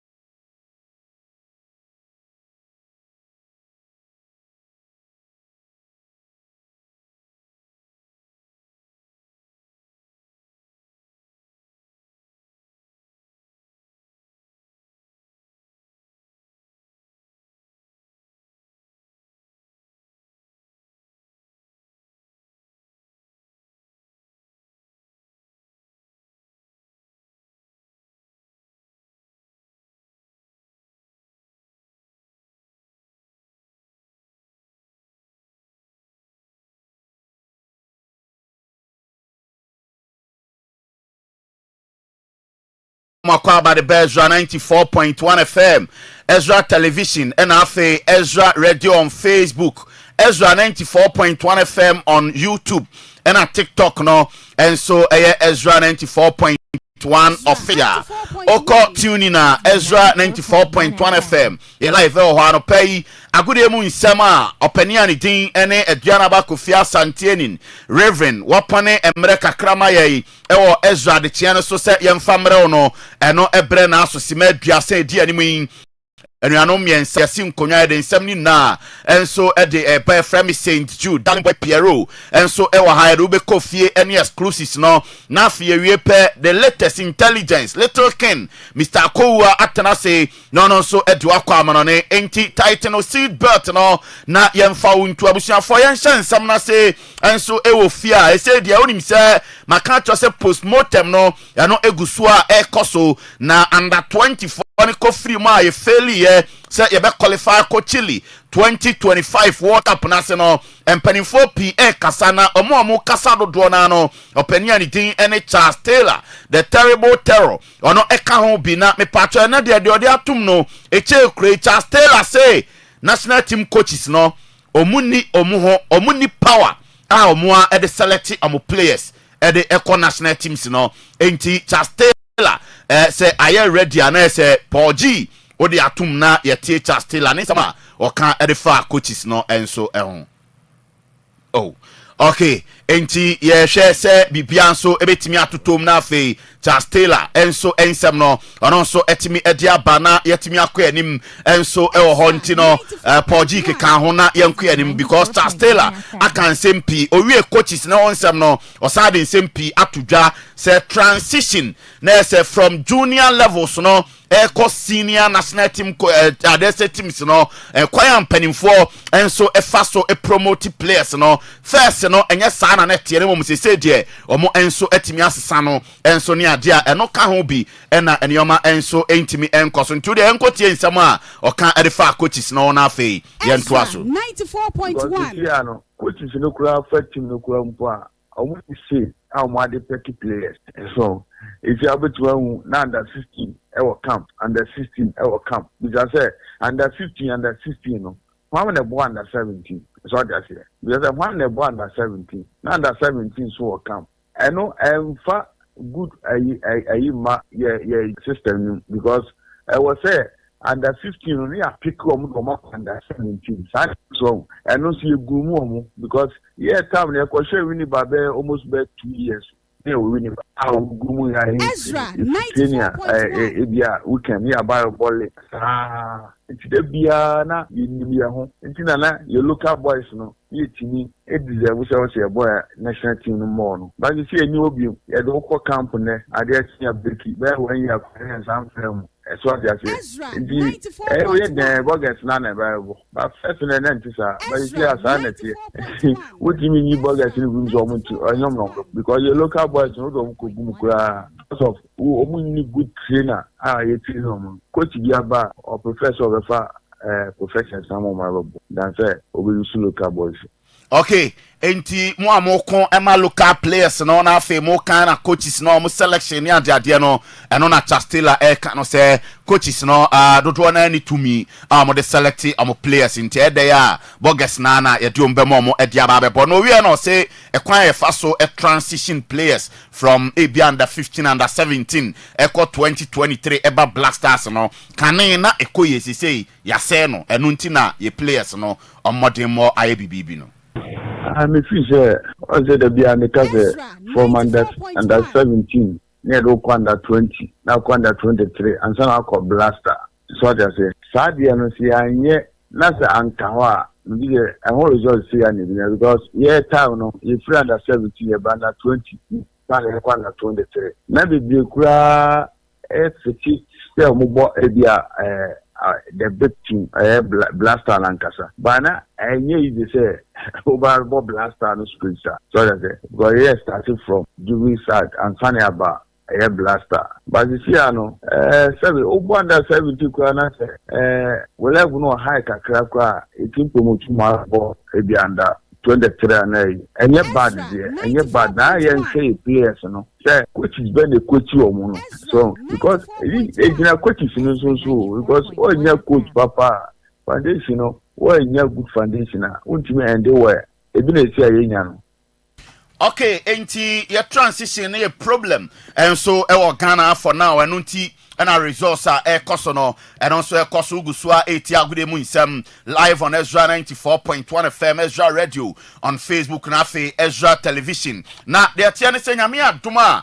Now what we Saturday Ghana Premier League no week 31 and so to us on say over last weekend no ye breaki ekobo FA Cup semi-finals ne say ye betwa league ne so enti odro I ready afato so ma Ghana Premier League fixtures no na afa ye hwe Nyame adoma Saturday and Accra Lions and Aduanaba Stars airborne and so Accra Sports Tournament no 3 p.m. after Sunday games in na and so ebetima to aso Asante Koroko and so ebetene fie Obabara Sports Stadium 3 p.m. Amoni Dream Chelsea and airborne after Brekum Chelsea or Brekum Golden City amo any Hassel Folk a big game and also bekoso Baseke Holy Stars ewo Amampen AAK and no Enso Sports Arena and also no me pacho Bobo Kwandine Basake Holy Stars omo any Bobo Kwa ni din Enso any Heart of Lions and airborne Karela United ebebo ewo Aliu Mahama Sports Stadium Tamale omo ne Mediema Vision FC Enso airborne Young Apostles ewo ni J Kraku the second sports complex na fiodo ni chemu ewo Century Sports Arena Samates any Bechem United Enso edi abo ni Legon Cities on Monday there's a Monday football no and also to so many nations FC the league leaders and airborne and no Legon University of Ghana Stadium and as a game never cost until week 31 Ghana Premier League no and ho ensem no na ye ka Ghana Premier League on sem no enra onse oti Solomon Safu Taylor ne nsem be brody to dwa after cars and so edi nasem edi man na say there ne hu so obetimi asi akan edi amatim bi opebia no Safu Taylor say Ghana Premier League no and says said the Ghana for the draw na and so ehuno no na Ghana Premier League na produce players be bra egusua and so a produce players no oye ever ready say emra ne so se bia team bi o Ghana efre no so omra meye adwuma emfama na Safu Taylor say oye ready so obeba Premier League honey start here so I think enye bad to say the ehuno no e wona pija players be bri e move to kwa buchi Ghana Premier League no so I think say almost abo the Ghana Premier League nyina ya bebo ama bibia e kama e bi mo ba e bi mo akọ ne bi mo ba na yeso e ba e ntino opportunity ni ba fine yɛntimi nkyerɛ deɛ but yɛba no ɛsɛ Ghana no yɛba no yɛbɛbɔbɔ a fine ɛyɛ cool but yɛhwɛ deɛ Nyankopɔn so wɔ ɛde ma yɛn Entiano a Brantia Nitini Solomon Safu Taylor and I didn't some way to Jabba Nation Safsinia Asante Korokobo Bo Ewa Brancase Emma Nations a Branto says second go Imano ano Ekoi na Tadiana Oya Tadiano Jesse no not their Shasiano a church at Nimo I belong to Jesus Emma and Sempi by GF Nesu Bumraso Emma I'm a final of 500 Ghana cities now Brantia and Teno say or not on a Twitter page and then some koto or say why can football players celebrate LGBTQ plus sexuality but not their love for Jesus and now we are now okoti Romans 14 verse 8 and now ochocho and sembebre send Romans and woman and sweka any adiano says the kingdom work on the pitch now enona openi bi also a sofo na openino akasa your friend Pastor Alex Brown wano ena lead pastor edema the life assembly openine say yen kan che Emmanuel no say the lawmakers of football are not popes so respect it or find a different spot and no ayo sofo nasema ono so aka che abrancha ni din ani Emmanuel no o se omo mo football mra no omo nye sebe apopufo ana sofo enti mra no mo de bobo no wono ya sofo nanso asema abrancha Emmanuel ano eka no one ne nya adwen fi se adwuma bia ene ho mra ene nhye na me pato abrancha ano ekoposti sa de no nation sasifo say omo enso so sade enso omo ne nya adwene football no mra ne de bo enti abranche no onkonko puli ne tweet ne down animanimu ya said be ya onko fasem bia enso ema no ho enso ani team no ntia no eye Emmanuel no ono so de no enra house of folk omo boy onko fa kansie omo hye na God FC kabako e opobimana na God enso ntimi anti asamwa boaten free Diego wono enenya go no enso edema house of folk a na ese no enso e ya boabo omo de ko brekum na mami nko wie wa Asante Kotoko enra opania nidin ene Alexander Menu ono e Asante Regional Circles Council amo a chairman na enra se obefie one Commander Griffiths enso eba be kasapi efa Asante Koroko amo ensensam ho ne ajaja na ye bisa chairman se sasa amanfo ye worried de bia upia no mu bisa na pole nsem na sisai na pole e kosai ni ajaja chairman Alex Odro aye ready a fa chairman Alex to so mame na ye ntie ni nkyeremu a ono ede man panimfo ene supporters ni na efa yenua pole ne nsensem no enso ho ene so far ba bia ensem no enso esie ko na ye ntie chairman Alexander Menu becho ne that day no was remande jesia actual number 18 and dey go eche ne Santos omo na ye case number 1 case number 2 no so ni pensia aya chimu numu a mu ba ko dwane a enya nu se grima se wona odis kan de wo pole nu dwane no and case number 3 ne ye one Gracian according to sources no and as according to police investigation no ono so ni Brahma girlfriend a Brahma ne ko she ne chance na we de wo dwane the first ne ko we a ne akoi e fro ne afro ntia se ne di akonaba say Yankopon cha the lawyers no na say judge no aka nyina bo mama na ye 1 even though 3 in 1 ti ko bia na e frɛ case number 3 anti ni nyina na e frɛ no on the feet no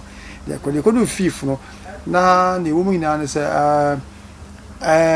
one of court you know investigator no me ti ase say omodi evidence because forensic department our Accra anomo train I may report no but until 5th of this month no monsa any can report no the investigator have say court say omomo da no mo train that report no e ba boa ma asene ni kwa na etma ye edi ni ntem the court so say dey etiase the ma court no dey a judge no dey case na question 5th next month that's 5th June and e be san so dey asanso akokot na ya kudi sa case ni mensa na didi no ani je kese so e bai e wo ye na fa ameka se na bibi e ba na e be boa ye nda one guy bi mi re fini dini kakra but the guy name innocent em say azikofusu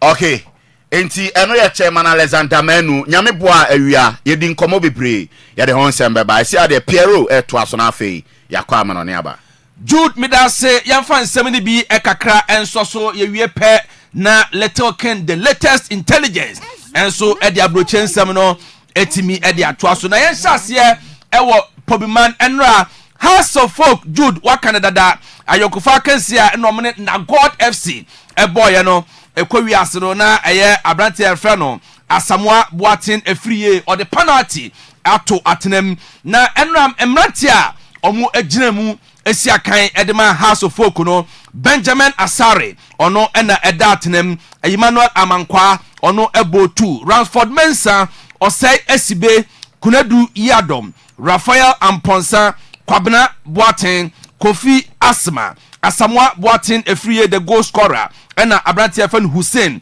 ena Steven Apia omo ena esiakan no edema House of Folk Michael Ewabebobi Samuel Amofa enso ebebobi ena goalkeeper yafano Sharif Swaib ono so ebeda bonum bi enso edema House of Folk bobo ekuo no na ena awie team no ebesa aye training aboabo mo ho omo wie pe Friday ahomache ena ombabu omo ketem ababe piemu ewo brekum na Sunday omo de Ghana Premier League no match day 32 e de ahye so na emrantie we mo eye bad news edema House of Folk ni nyina ne se set osei ne ho aka kakra ene wonya growing after eye Asante Kotoko game no abrantie no entimi enye training sanso ena omo leading striker Hamza Isa ono so epra ono so ansha ono so entimi mesiakan against Brekum Chelsea no eno so nsama efiri ho ede eba na enra na de todwa se eye club bi ewo La Côte d'Ivoire ye fra omo Lamfiara Sport ati Kube enei omo reporto House of Folk ede omo ama FIFA ni nyina ne se omo se House of Folk ede omo ka $10,000 omo bato abrantia ye fra no Kasim Sise eye 30,000 na omo tua 20,000 aka 10,000 omo twa House of Folk kwa agbede omo so omo ntua eniti omo tabiri omo ede omo kwa kopie mu ewo FIFA na sika no bagana skema eye 127,500 cedis ena omo ede eye House of Folk ede omo ka ene omo twa House of Folk kwa omo se omo ntimi entua omo do omo kwa kopie mu ewo FIFA eno so ne nsema efiri ho ede eba yenda yani emfanko Kumase Asante ekotoko enra team no eye training na good news no eba ne se Peter Amidu Akwa otimi eye training sanso na Lord Amwa enso etimi eye training na abrante afa no Isaac Mintade still abrante no entimi ntinsi apramaso enstati training eno so ne nsama efiri eho ede eba we eya hoboabo amode boabo mo ho na omode atwa Dreams FC on Sunday Ghana Premier League match day 32 eno so ne nsama efiri ho ede eba ena meeting no eba so ni nyina ne se eye legends a omoye akopa no omo ebesia James Kosiapia na omo ne nakasa se impo maso kradu entawantawa kakra na eda omo ntem no omo sra no a onfa nto baabi na afi omo consider coach maso kradu na omo manemba ya trene enfama Kumase Asante ekotoko ena meeting no enso eba so na Asante Kotoko a shortlisted 3 coaches foreigner bia enim 3 to 6 yetrasia ye de honsam ede beba 3 coaches and Asante Kotoko a shortlisted na latest what omudi a obe feel brutal 3 coaches anya local 3 coaches 3 solid coaches enya sam ketwa no local coaches ya ada upe broni ana upe broni da bi broni nim report e gada ne se Kotoko no musika kwa atwe kaka okay into the broni ba obedi 10,000 15,000 aso be more quality bay oba be more quality players ama bono Kotoko ba wuti say yes Kotoko quality players no mo bobo uti tie me but uti me o se kromu ano o de out for se broni begi eye league no Ure yanko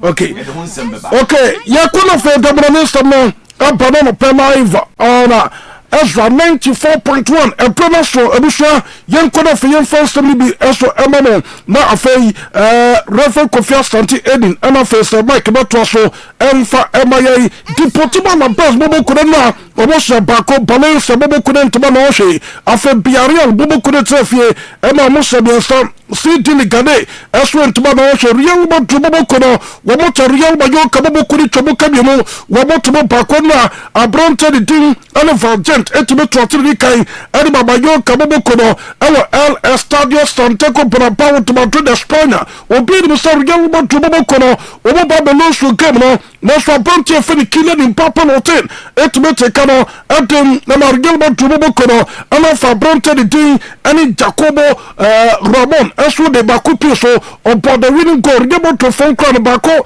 eso etime be the first professional goal edi regal mo tobobo kono against Mayo kabobo kono na mi patro na motos ni moto so ewa na ni gadimo boss abobo kuri jakude na wo mo ni RCD Espanyol abobo kono ana di boni na sa gebno ni patro da mi atuma 7:30 na nimre to just 7:30 p.m. ana for Sasuna Atletico Madrid game no so to 5 p.m. Rayo Vallecano abobo kono ono na Real Betis abobo kono 5 p.m. ana game no to ja Hatafe abobo kono Bilbao also di boni 7:30 p.m. ana sa gebno na so etota na me patro me abronte for the killing Papa no ten to do for the killing Papa na abronte go nya ya na ba regal to bobo kono wa baba start a record our regal to bobo kono me patro since ya ter regal to bobo kono me patro player or your foreigner or bar regal to bobo kono in the first season what me say a lot of league goals and ba regal to bobo kono na you already did Alfredo Di Stefano me patro bought 27 goals and won the W season and won league no adi margamo to bobo kono already did killing in purple or to the was setting another record on the 28th goal and margamo to bobo kono against Real Mayo kabobo kono namun patro killing in purple but in front to the set the last year to 25 matches of ball and the margamo to bobo kono was set 24 goals and ya brontia the for the killing in purple the last 25 matches for Gama to bobo kono wapon the year 24 goals and the patro to margamo to bobo kono killing in purple no so bakacho so Gama to bobo kono a brontia finish junior kakaka omu yo mountain the fa brontia finish junior so omu betu betu the come na kono fe omu building project Real Madrid killing in purple na for the person not to makwe so tamar Gama to bobo kono tane kaka and no penislo ba mama already to the Calo Bisol and Galo and Ancelotti one the manager and so tamar Gama to bobo kono pande so to was the enra na campus bobo kono twese enema be kwacho tamar Gama to bobo kono na campus bobo kono for no mutumo to ligro na so Gama to bobo kono mo the ready sir wo mo tie to the bobo girl and the pass bobo kono sa what you say into enra no boys no e making happy papa bobo wonderful game against Real Mayo kabobo kono so pass bobo kono so majili gra and then against Espanyol bobo kono wo de mo sabosa o majili gra na ne Gama to bobo kono na wo betu that title no also that about pass bobo kono no yasaba already to the Calo Bisol and Galo Ancelotti Calato to the for the Calo Ancelotti manager and the Gama to bobo kono mountain and on a pass for the batuta na me Antonio Sami Porto already to the Calo Ancelotti a game against the Biani Yepa me Porto Gama to bobo kono mu to the coin officially I'm a panako next season this week to the year na panako quotation to my manager and the ama Brazil national team no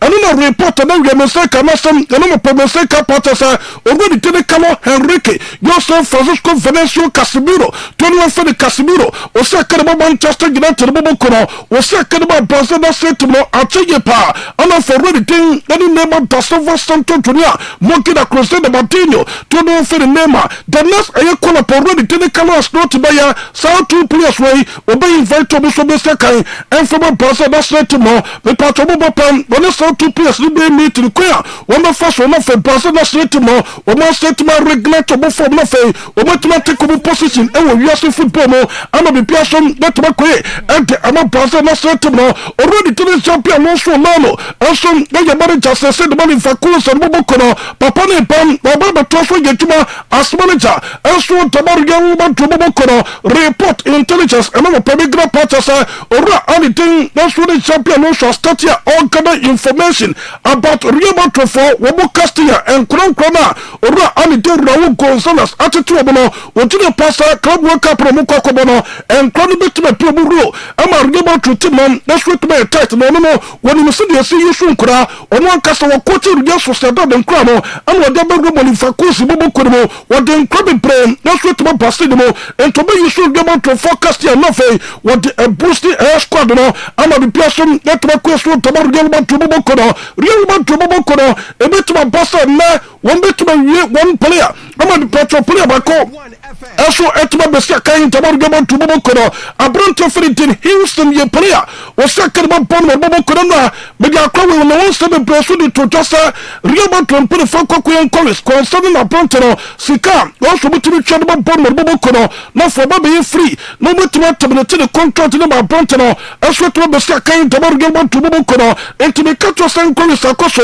me personal terms me patron so Real Madrid put for ayewo en college enuma Real Madrid put for just so every bon bobo ko no and bon put for in komosa abronto the 17 Houston me patron the termination clause which is a year 50 million pounds no Real Madrid put for really some don't be too activity one be chairman for abronto the 17 Houston apa na baba be sia kan to Real Madrid bobo ko no enti na me to the so Real Madrid put for to be the final details of abronto the 17 Houston the contract no am abronto no from Bournemouth now baba sia kan to Real Madrid bobo ko no and now me patron there was a phone call between already to the champion also am for 17 Houston am a convince also be sia kan and some not about Real Madrid bobo ko ba kono so papa na nya press compare so certain way one be to be na ba be so to kwe adaba 17 Houston now ko just commence vital no for what to no be bama e be mo tell to so to be ten na some to kra me patron me ko Manchester United bobo ko so here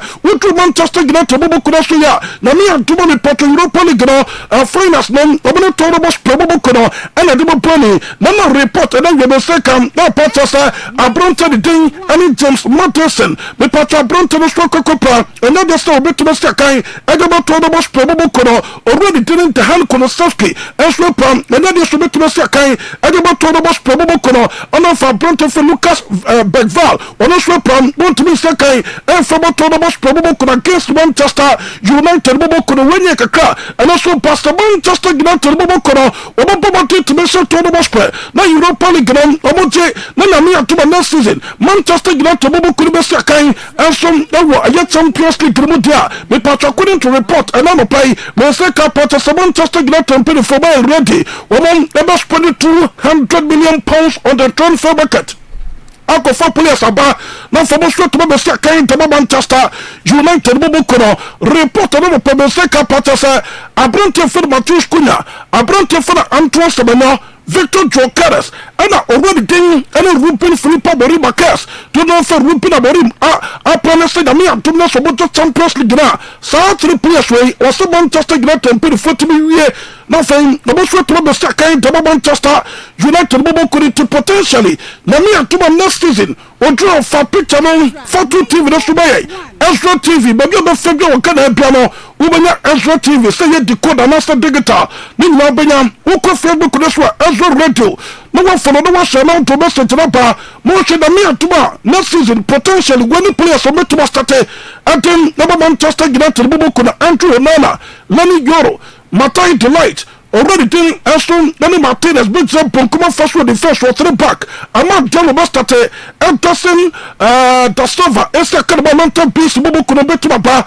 Bruno Fernandes after Patrick Doku already doing Matheus Cunha and Antoine Semenyo and after Victor Jokeres way any potential the me atuma next season Manchester United bobo kuna IT squad already doing Ruben Aborim pass for the room na fay be patronista kan e wo Premier League agreement e kaka if Manchester United bobo kuna baso here so dem pa ye want to baso to bobo for Chelsea bobo kuna but in front to the report no pay me say ka part of Nico Johnson, aka Ya Johnson, the patron of Tennyson, officer who do the bracelet to my papa. Not just put the first in command, sir. Team between the teams will make 40 million pounds. Chelsea and pay the former to a branch of Nico Johnson, Monaco, not for what double striker, bam, no mistake, and so double chance to Mobokono. Money branch for the Victor James was Seaman. I was still kind of Galatasaray Sport Club this season, and was said to me for 2 goals at my Galababokono. Into this season, we're both 25 goals. I'm making 9 assists, that's why he involved in 44 goals in 39 games. Wabam Esrutaba Galatasaray Bobo Korania 44 goals involvement in 39 games for Bronte for the Victor Seaman winning striker. Chelsea and Penny Fossil can be a sober to the Baba and Yakakam and also Elba. You went to Masu Tobabu for where you were for Champions League. The patron will start famous in the Koso, our Alliance Arena. Now, Alliance Arena almost sponsor you were for Champions League. The patron Obunogo, I busted the winner and Penny for a Omuya, or master the Mokono, Ababon, the Yabamunchi for most stadium, no, and will not for the person that will create about Champions League, no, the patron pass and supporters, no money, and now Riema to Bobo couldn't do from Kabakono, and Omuya could go, the beer, Omuju Basrona, Omuju Benu, Omusubo Chancellor, Refi Bubona Bemu, Sanka Refi Bona Bema, and then Kanyasa Gitoka, Toro Taratoro. Toro no can be a queen and Kasoroku Koson, and all a bassa supporters no, Peter the Gatu TV, no, and all you can canalitas, and I'm a patrobukono for Moko Jubani, a commodity said, no bassa bubukono, a Belgian, a Spanish Gana, and you reported on a pencil by Foronto, the Sakoko Plaza Gateway against Espano going to be Mobi, and to report again, and also Eba Masano, and on a play, and also by the patrobu front to the Masoko asked the Bubukuna, Thomas Tempate, a commodity Brought to the Fopen AC Catasso, started the contract to the former Arsenal Bobocona. One more time, I'm for the Edinburgh. Little Thomas Templeton was saying, my patron, a Bronto Bar, I have Bronto for the matters to be made enough. Wabaka Paton, no more to my Portugal on FIFA, and so to Arsenal Bobocona, already to the Bukayo Saka, Ayoyinka, Tebi Tayo, reported on the Prime Saka Patasa, or the PC Catasso standing. Edema asked the Bobocuna £300,000 every Friday. Friday be at £300,000. Now then, Sir Mike, rather yes or no, who will be right. Now we be so enquire. Afei, I brought you for the William Saliba, on also renew per £300,000 every Friday. Or budget at your good bottom, Ezra Dittinger, and at Washer, our Ezra TV for Wasugusu, Wutino. Now, me up to my patron. This is the way I asked for home Jesse. After some Basha AFRIFA, now some good talker. Reverend Kofi Asante Ennin, and Afei, Sir Mike, Baba Trasson, the Abaye. And we are 3 to 6. Yes, Reverend time. Odro mi ade kokko no sumaye na afei facto sumaye na yenye birthday ne ketu abi na afei yes happy birthday eko ediama Joyce ono ewo etimetim Joyce eye fashion designer na ninua na danfo ni bibia aye fe ni Tilly ono ewo Hamburg and o se yenwehye Joyce wo etimetim wo fashion designer happy birthday nti yes sorry na reverend yes adiaba yes yama hwefo nyina kwa aba medinde Dr. Afriye me na me dey draw any divine garlic mixture any divine GH capsules abadwama so e draw mi enu FD ahwema di atum esra hwano so okwa prekese garlic any ewo eda ho e draw mi enu ekobom yanumbom the your friend atani ata and as atani ata you got sign romi enu wa wo enam nsanyale wa wo mujabroso wa ensa bi egugu ho egu ba ho egu ase enromi enu na wonum a ebeboa wo adi wakagire mu ebeboa wo ama wo hawa betie gu so o hawa wako enko eni da so nyina asa watini wanum nura unya anu aduro sa wonu aduro mienu momo a 3 days 7 days kura na infection na wapa ho aduro na ko enti obi bobi say aduro no ne say utwa frame number you 0530 172086 0530 172086 utwa aduro mienu a me say yetobom yɛnto baako nti na yɛfrɛ no atane ata ekobom ɛnante bom tɔni mmienu nyinaa enu mmienu ɛsɛ nam nsanyaleɛ wa ensa egugu bɛɛma ho egugu wase ensu fitaa bi firi wase ɛba tɔaduro mmienu ebetu ase ama akyakura nanso na ahye afiri ho anase ahye si wase kura enui aboa nipa pii na amampo pii so edi ho adanse America krani Dr. Free Divine Garlic Jano a ankamawu emnim se dubu wo timi jin enkwasa ekobe afini na infection hamsam kwa na menim se sade ne hame timi tini kan radio so am se I dread ye kwa kotra hwe se de osi na osi ka no se do le metra hwe man no mu no sa na me koto Divine Garlic Mixture energy capsule ba ko na me tra hwe ye afi ehun se ensachaya bamni peduam infection nke kume afi mani afamani so mani krefra ne masum ne metifa enum GH capsules in Divine Garlic Mixture to aso be na otwe mu se ensachaya afi mani asote metifa ene masuma ke kame ne masuma edududu nyina jai badania punchireni zaman tonso shimia kamini se nsuo egu ahodo mese na efri metu ase eba me na ase no na ye me ya me ho hwia na ni yi me nante kura na nante aye me din manunu munno enso na emfa ena obi kanfo Divine Garlic Mixture ekire me na me koto obie no ena doctor no ka kire me se me mfa ni nsuo no enonom ni capsules no na me ye ni sa aw da me nom ye no na de chi ya no pa no me nka me sorry free keta so na din gise me bransa no matimi mpo asole agina me na so no afede me sole ye me ye se me sole me na matimi asole eni pa na hodo bebrebe na efre yan epe aduro no bi ato enti ye de ahita o man mu aba bia kumase enkran takrade sunwan goso enche ashaman baby bia ye to aduro no okwa busa se ope Divine Garlic Mixture Divine GH capsules san no mienu we no ana ebua nkrofo pa enti wo ewo ye TV sunku ade a pomodian na koto aduro no mienu ye fe Divine Garlic Mixture Divine GH capsules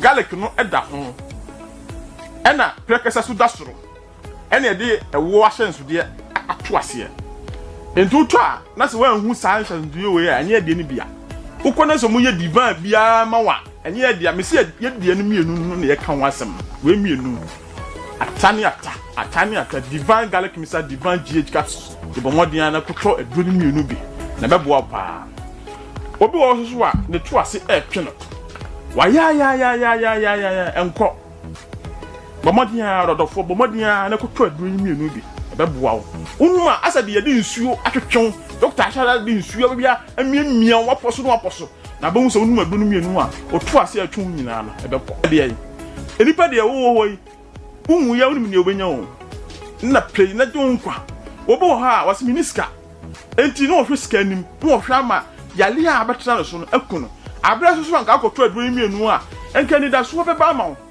na wo to aduro na se wunya nkwa a ede ba bi na wo pa wunya no wiase Nyankopon akwa ye fe no Job ohwe na yajapade na wo nkwa no Nyankopon sa ama no nya na japade nyina enti me ka chewo se sa wo to aduro na se sa wo yale a wo sa nya hoode akwaba enti de ba bi na wo twen fa ni je koto aduro bi na sa de ni je koto aduro bi a bo hu se doctor ya aduro o kan wo asemi eye papa enti ye friend se Divine Garlic Mixture Divine GH capsules o se aduro ni bi bia be ye fine.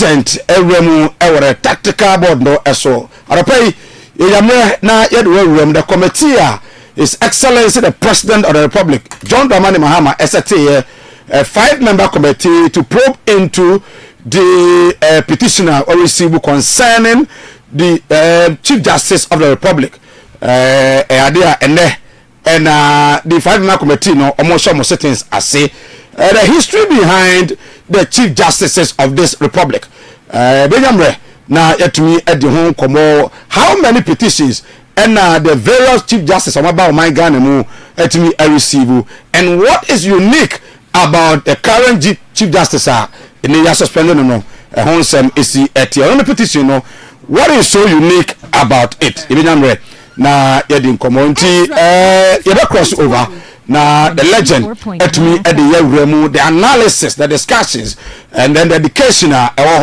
concern the Chief Justice of Ghana now after the petitions are called Ediatia Omo. Oba joining on Facebook, Ezra Radio on Facebook, Ezra Radio on Facebook. Oba like a share now the comment is what to me Ediama. So let's cross over to the TV room now. You know, yani the legend Reverend Kofi Asante in and Kotwaso and Fine Floor.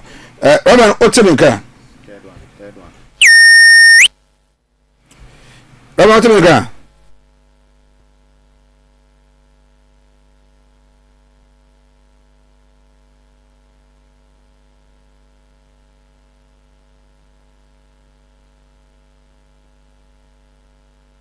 Remember, say a petitioner a kotia no omampeni edikan edema the Council of State and then omo etini enya the prima facie case against the Chief Justice and because of that no omampeni ejina Ghana mra the 1992 constitution so etini refer the case into that committee I mean say a 5-member committee and then omo eshase na the Justice Gabriel Scott omo edi animu na afi ya say the Chief Justice of Ghana odi for ana odi for enedie say yenko na yenko go say the enema no any education is a legend Ezra 94.1 FM.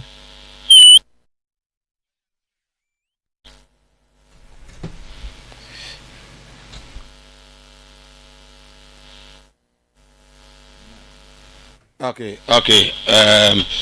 Technician is good so to them said baby to me alcohol. So Enra the official release about committee probing petitions against Chief Justice to begin hearings tomorrow and which is today.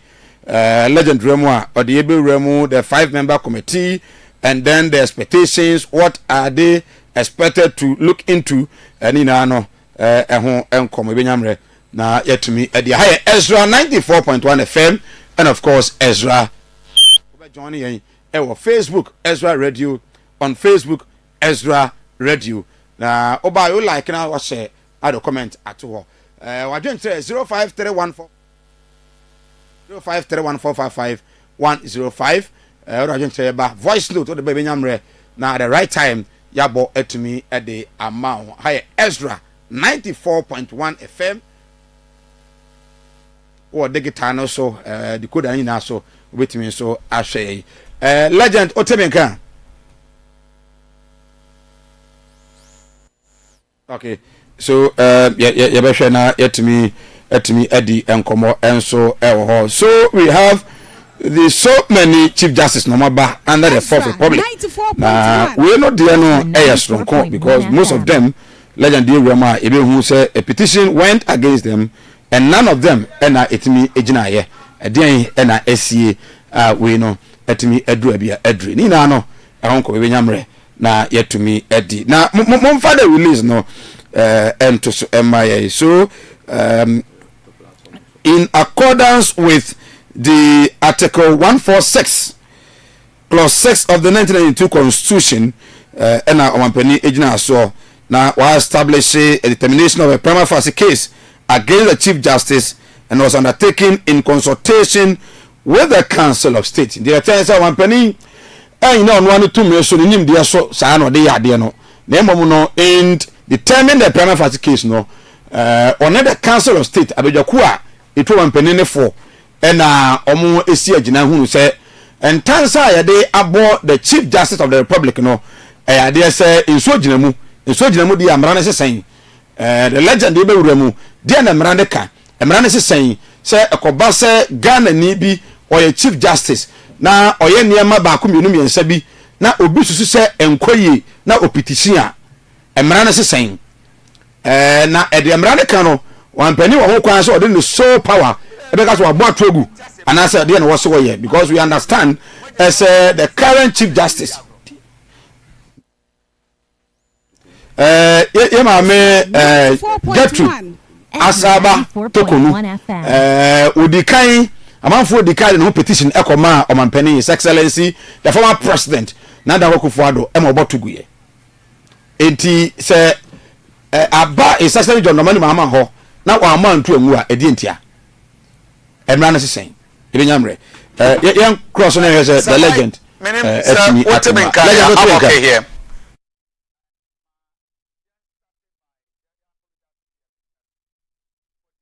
In communication, but another pay more share live on TV, more share live on Ezra Radio, Ezra TV. We analysis I perceive my clarity and understanding to and come about all the concerns ahodwa Ghana for raise about who the chief justice the remover etie ebia afi na ado afide na to ha my can apologize for the technical hitches. Now from all intents and purposes the Article 146 stipulated per the Constitution of the Republic the removal of chief justice. About 2 months ago, about 3 weeks, just within the last 3 weeks, and the President of the Republic, Mayeti, said there have been a petition. Now, in the petition, we established the prima facie. Say the Nsuo Ejina Kwadua Manfobi Edebo, the Chief Justice of the Republic. Yamame Gertrude Tokonu. Now, I will be answer or the Bebochri ama a committee. Now, means so I hwehwemu. Now, there have been a back and forth. Ghana phobia raising concerns. Why are we doing all these things? And why do we need some of these process at this time? And these concerns are has become one point. Say, is the law working? In fact, in your NPP4 individual, the former Attorney General of the Republic, Gordon Odame Ekra Echo Court, Godfred Odame Echo Court, questioning the legality and the basis of the President of the Republic, John Dramani Mahama, said go through the process for the possible removal of the Chief Justice. Court only bisan said, onchre in Article 146, baby a chere say ye babe yi maame na what time frame ye de bebo no amane anasa ye mon amane enra on the 14th of May and the 15th of May, which is a special day for me because my wife is celebrating the birthday. Anyway, on the lighter notes. Now, President of the Republic through Felix Kwacho Fusu, spokesperson to the President, Eddie Abate, the committee set up by John Dramani Mahama, said, Yamfanyan Shushemu, ever petition Makumakumi and San Abba, file against the Chief Justice and on their hearing. The 5-member committee, chaired by the Justice Gabriel Scott Pwan of the Supreme Court, the President, and a setting in accordance with Article 146, Clause 6 of the 1982 Constitution, and in consultation with the Council of State, for a determination of a prima facie, following a determination of a prima facie case against the Chief Justice. In fact, nkomo we nyina na ye kan nyina say Ghana mampani John Dramani Mahama enya krata say Chief Justice nkofo bi say yemfanyi nadi na ebra ebaaye no say yemfanyi nadi no wo mo eye hwehwemu na saa hwehwemu no nso no ebeto dwa say Chief Justice na yidie enti anamontu a nipa bi de koye no na chese there's the basis chese there must be a determination of the case. Now, and na anopen koma me no wudi on the tactical board in and say me mount the historical analysis, the history over the years Chief Justice cry enya womo dear in a Ghana mrano akoso has there been any records say na ye pese yi na di na edumre bi e be binom e kwa dubo wana na. In fact in 19 Ghana enya yeba be republic and answer yeba the constitutional rule in 1992. As a matter of fact, Philip Edward Archer 1991 to 1995 ono enana oye the Chief Justice of the Republic. As a matter of fact, there have not been any record say na manfo pese yetu no ade so enti the Chief Justice ayenya no for the Republic 1991 ekokosi 1995 was Justice Philip Edward Archer. Now papa we everywhere Edward Archer everywhere we have another important personality the legal process nim in 1995 ekosi 2001. Look at the time frame and the time span, almost 6 years. Chief Justice Aobe taking over from Edward Archer, Isaac Kobina Aban, Justice Aban. In fact, yenya any record say ebinomo say omo tunadia so whatsoever it is. Now watch this. Mo share Facebook page Ezra Radio, Facebook page Ezra Radio, and of course TV digital TV na bia opesa monitor and one say scan obenya your digital screen so. But another page you tell radio nkomo aye di nyina ne say Ezra TV, Ezra Radio. And then the President of the Republic committee according to the Constitution of the Republic of Ghana say you bought the Chief Justice kwa do say we di boni bi enti yemfa enyi na dia etwase ete committee de di kan krata ne ba president who say nsuo bi wom say ya the Council of State be determine owia no abo akire e de ama a committee na committee no we di pursue enya committee no president better the committee in consultation with the Council of State. However, committee no ankomo obedi nyina no eni kwan say eba betodwa until they will meet in camera until obedi ne kukuam omo wi a omo de asem na ama Ghana for it is okay yedi asem no odi for ana oni for. Now watch this. Mo share Facebook page yedi kan ama with the first Chief Justice of the Republic, that was Edward Archer. Edward Archer free 1991 up to 1995 and yebenya from 1995 to 2001 and yebenya Justice Isaac Kobina Aban. In fact, Kobina Aban everyone, do we have a record of anybody else in line? Now Aban Efriso, who else? 2001 to 2003. So Justice Aban enya for 6 years. Then we have Edward Kwame Uredu for also spending almost about 3 years. Kwame Uredu, apart from Archer, apart from Aban, the first Chief Justice in the Republic of Ghana, yenya petition against him for his removal. Justice Edward Kwame Uredu. In 2001 to 2003, under the leadership and the presidency of John Ajekum Kofi, the Gentle Jack. In fact, Francis Janku Asase Kofi was the petitioner. Or no, any petition, the President of the Republic said, Yemfa enyi Edward Kwame Uredu Edi. Boni ben kwa edu ben ani adi abono. The basis of the petition in here, mo share your Facebook page. This is it, clearly shown. Lying under oath about his date of birth. In fact, or the to just say, ya 1934. Then the petitioner Francis Janku Asase Kofi, as a wayan shishemu, say the Chief Justice the date ankasa of birth wa 2 years backdated into 1932 but not 1934. As a matter of fact, Saudi way regime back and forth ekoya kwa echiri pa. Now the second point basis was or the petition for the removal of the Chief Justice, and it said deceiving Parliament during vetting to extend his tenure of office.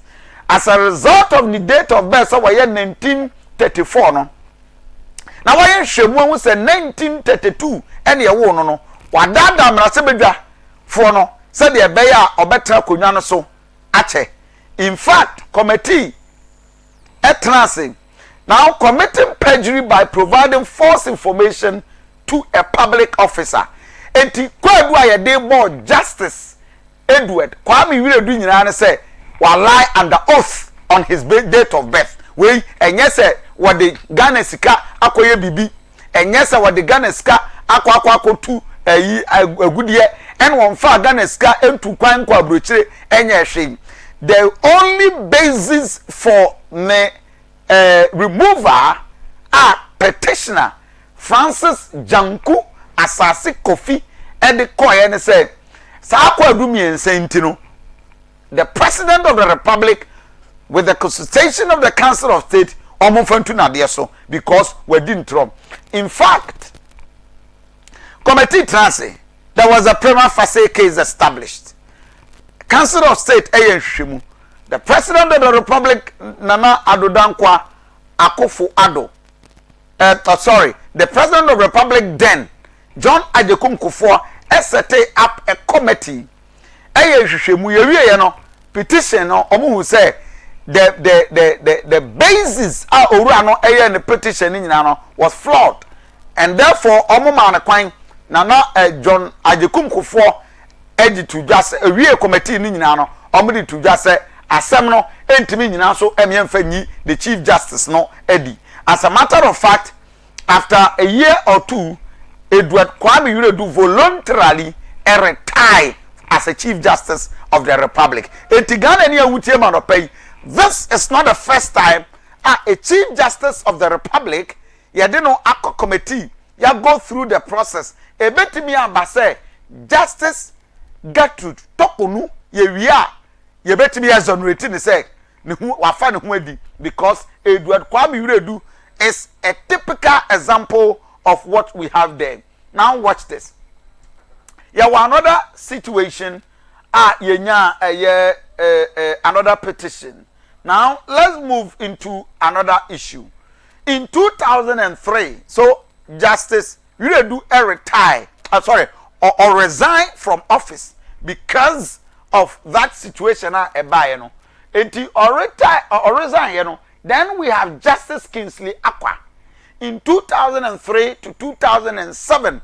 So under John Agyekum Kufuor, the first Chief Justice was that we had Edward Akwa.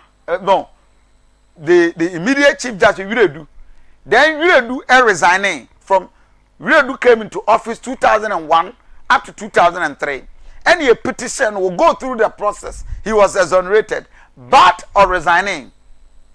Then resign, George Kingsley Akwa was appointed as the Chief Justice for 2003 up to 2007. Now, there was a petition. Another petition. Our petition no say yenyinedi. Who was the petitioner? Bright Oblite Akwete. Bright Oblite Akwete. Ghana ni awutie me, watch this very, very careful. Now what I say hi Ezra TV, Ezra Radio. Me di the Reverend Kofi Asante Ennin. Wait na from Aduanaba. Nkoma ye di ebia afa no adwan ne ye ne a. Ghana for esu, Ghana for worried about the Chief Justice process of removal. The question is where a first time Anna? No.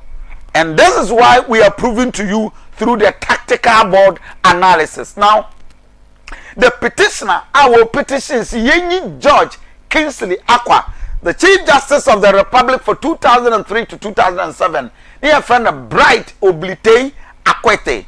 Now, I didn't petition judicial interference, instructing judges on how to rule on specific cases, abuse of office, misusing his authority in judicial matters, and of course, victimization of judges. Kodu be ne de bono petitioner ne say or you reliably informed or you aware say George Kingsley Akwa, the Chief Justice of the Republic, or not judges kwan eja wana juma samukaya under the watch and tachuti kata ye reconstitute the panel etra tachuti kata samso. And in fact, at every point in time under Justice Kingsley Akwa, it was so Rambo style in the judicial service. As a matter of fact, when there was some court and then it missed the judge, a China is the judge, and Bright Oblite Akwa Tejidi said, Chief Justice was interfering in the judicial matters of this country. And in fact, Judge went here the Obekano, now a victimizer, yan transfer, near UAD. That was the allegation. I had told a Justice Judge Kingsley Akwaso. And as a matter of fact, petitioner no, Uncle do baby, there was a petition committee, President, after determination of a year, Omu President who said no, and said that any the basis, and the petitioner was not given much of attention. Ghana in 2003 to 2007, yenya a petition against a justice of the Supreme Court. A basis at the Amawo. Now, apart from the next judge, petitioner, yenya mame our Georgina Wood, our veteran so. On also from 2007 up to 2017 into Mampani that Akufo appointed three chief justice really do Aqua and Georgina Theodora Wood 2007 up to 2017.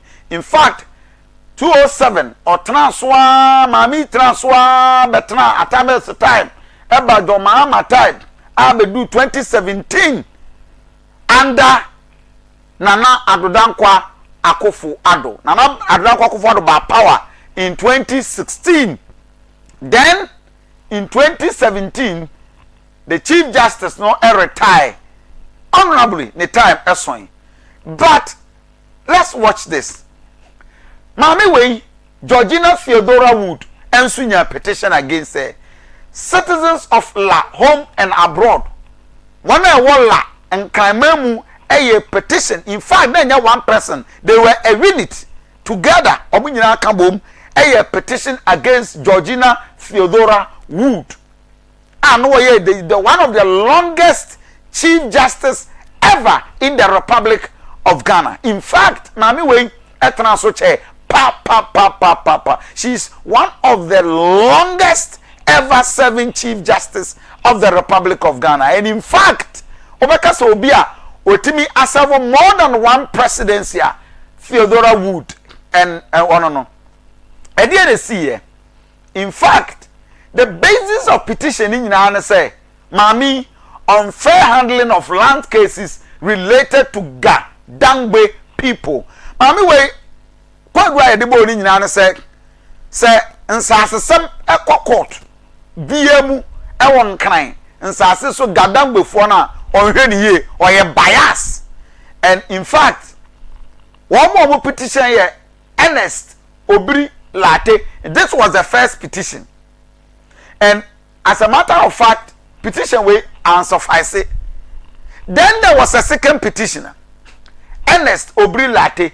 The basis nyina say misbehavior and incompetence. Ese maame no obua de maame no wotete nipa maame no onim na adwuma. Sa petition we so ankwankosi aga ene ebotugu ye. So in two separate cases, Mami Georgina Theodora Wood enya two different entisafi way ekwa the next year or two na another one ako. And this is how she survived all the case for her. And that is an interesting thing. I will try to pay on Ezra TV, Ezra Radio. You will have it. in 2017 ekosi 2019 there was another chief justice, a woman chief justice of the republic, Sophia Akufo. Sophia Akufo was also appointed by Nana Addo Dankwa Akufo-Addo. Nana Addo Dankwa Akufo-Addo. Akufo-Addo, of course, had a petitioner. A petition against Sophia Akufo. Now, Nana Addo Dankwa Akufo-Addo, this woman, any year, Jumano. Don't forget, Samamiya Nisaya demonstration against Nana Addo Dankwa Akufo-Addo.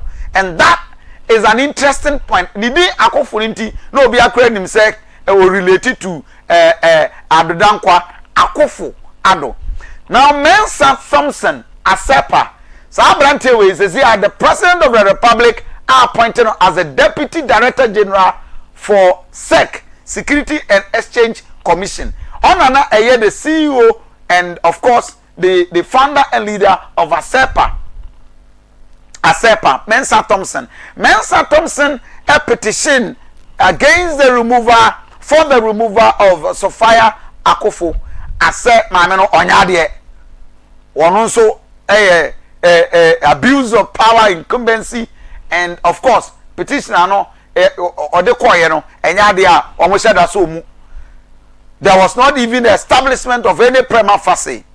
In all sincerity and by the integrity of the Constitution of the Republic, it is established. Say petitioner bia ebekono. There must be a determination of a prima facie. And the prima facie. Yen to say asamna kwa du enipa na airborne nsuo gyinamu ana.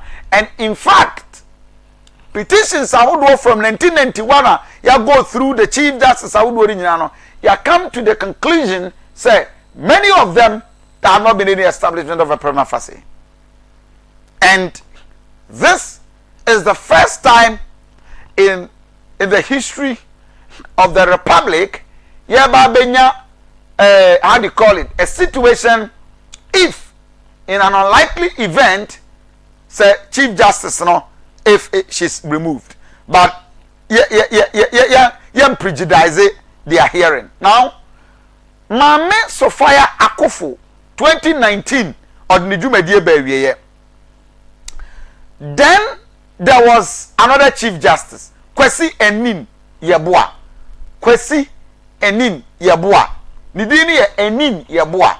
This is Asante Ennin, right? Kwesi Ennin Yeboah or Ennin Yeboah. That is how offering carrier, and in fact, and carrier krum and wofi Ennin Yeboah. And then see here, Ennin Yeboah be chief justice in 2019, ekosi 2023. And watch this. Another Mensa Thompson Asepa, a unity. Mensa Thompson, a unity BM. Don't forget, say Mensa Thompson and the petition against for the removal of Chief Justice Sophia Akufo. And another Mensa Thompson Nankasa, the same person, and now a deputy director for SEC, Security and Exchange Commission. That is the position for now. And the according to the board, Chief Justice was say, Chief Justice no ya bribe no lawyer bi, and the two justice wa bribe Chief Justice no $5 million. $5 million. In fact, sa allegation way ebe wide national discussion among several issues. A lawyer allege, and in fact, the judicial service, the Ghana Bar Association, and several of them and in all conclusion, ebeto just say Nana Addo Dankwa Akufo-Addo, the president, petition Abrante and Diabano, Nina so be any Yamontumu, and then Yaboa, Kodu Fufu, Uno Biani Asem, Obiantimi, and Yoshe. So, Akwasi Ennin Yeboah was set free. Go home, Kokodi Fufu. Now, here comes the battle of supremacy. This is another Chief Justice, Gertrude Tokunu Gertrude Araba Esaba Saki Tokonu. In fact, saa maame wei ya de 2023 and ya appointed Justice Gertrude Araba Esaba Seki Tokonu. Tokonu ya appointed in 2023 Odaswa Etiso. Enipa 4 and a petition for the removal of Tokonu. One of a petition no Professor Stephen Kweku Asare. Professor Stephen Kweku Asare a constitutional lawyer. Over the years, more study law. Every law student ever won a lot of case constitutional cases Ghana ye law report mu. Basis of petition. My many years why then Gertrude Araba Esaba Seki Tokonu. Edie na Tokonu edie na Tokonu aye. As a matter of fact, ko edu mako 9 and the edie abo Tokonu. Overstepping constitutional in appointing justice to Supreme Court. You see, a choir of us were recommending some justices for the appointment by the president to the Supreme Court. No, then ni kwan say or what sell to me no so ogira na mra so edi sa adwuma no. Eni nti wo buga na mamra ye dibu o man so. We e yakwa adu baako. Reconstitution of judicial panels and transfer of judges. You see, sa asem bi ko na asem ne ye na se be ya asem bi a e bi a ba bi ono pese de ko no ankwa maame no bema ya justice no ye be ya won foforo ye won foforo wi a wo ba hu se na ono ankasa asan so adnani edi akire se judge no wantie de obeya ni a transfer we eye kwa adu a maame Tokonu ye de abono. Then another one usurping the rules of committee. Usurping rules of committee. Judicial manipulation. We eye kwa adu a ye de abo maame no. In fact, kwa adu we first kwa adu a maame we edikan enyaye eni. Now under Nana Adudankwa Akufo-Addo in 2003 ena sa kwa adu we ekoye enti pato obi ante ni ye the Gertrude Araba Esaba Seki Tokonu first kwa adu a de bo no enie and Nana Adudankwa Akufo-Addo was the president me pato tie ni ye pa. The first kwadu a edikan koye was by Professor Kweku Asare, Professor Asare. And kwadu a wade bo maami ye 9 and ye de man no. Ekokodu ye no Nana Adudankwa Akufo-Addo as the president then edi tudwa se asem na prof ne de aba no enyina so obi anim. There's no prima facie case established. Maami no Kofi enkonkoye na dwuma. Mo bia ma me ha no na de oye no onye eboni bia mo bia mfasem ento ne so. Now then there is another petition under John Dramani Mahama, and this is what we are facing now. Kwadu aye de born under John Dramani Mahama ne say no 3 different citizens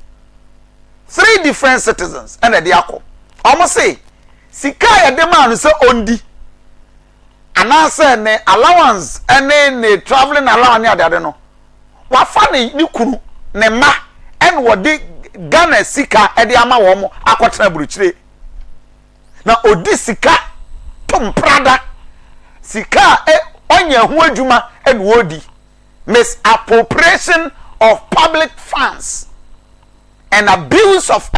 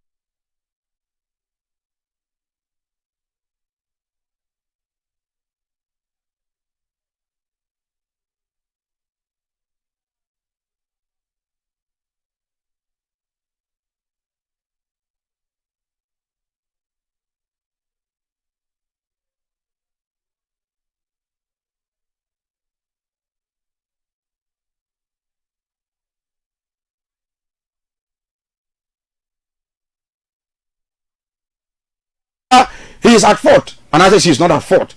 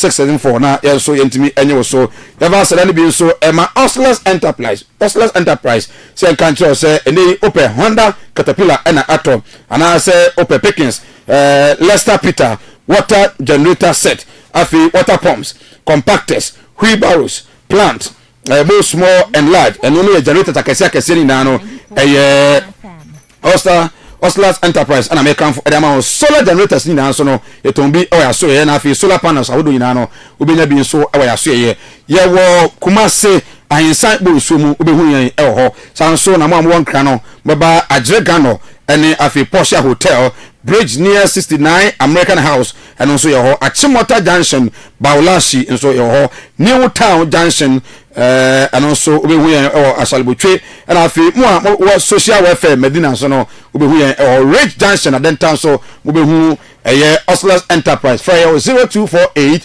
169 258 0248 169 258 and I 0203 300 5498 0203 005 498 na so it be any so ever said my pep mixture makachro say re de ho na ehwo duro yankopon nam kofo bi so a aba bonten doctor say kan church bia wo bia no yare ha wo bu ha wo say ya no akoma wo na akoma so hyehyew udidi wie kwa na akoma so hyehyew saa wo wanya dare a otai eja onan pa enya agro bu ha oja na saa wo so ana stomach ulcer na ha wo ulcer na umbebre peptic ulcer na ha wo stomach ulcer de na say duodenal ulcer na ha wo pep mixture na obetumi enya amenka fo ma say mo sori a mo se muntimi edidi ye so no nya bi no obetumi abo pa eduro bi to eduro bi o my Ghana bia so no okọ ha obenya bi ato kumase oboase nkra be bia okọ ha eduro bi ato no tutu ni ulcer no pep mixture na amenka fo ama wo 0541 352 027 0541 352 027 and after 0542 397 057 0542 397 057 and to cross over na yakofa the continuation of the discussion idea now concerning the removal of chief justices and the petitions against them.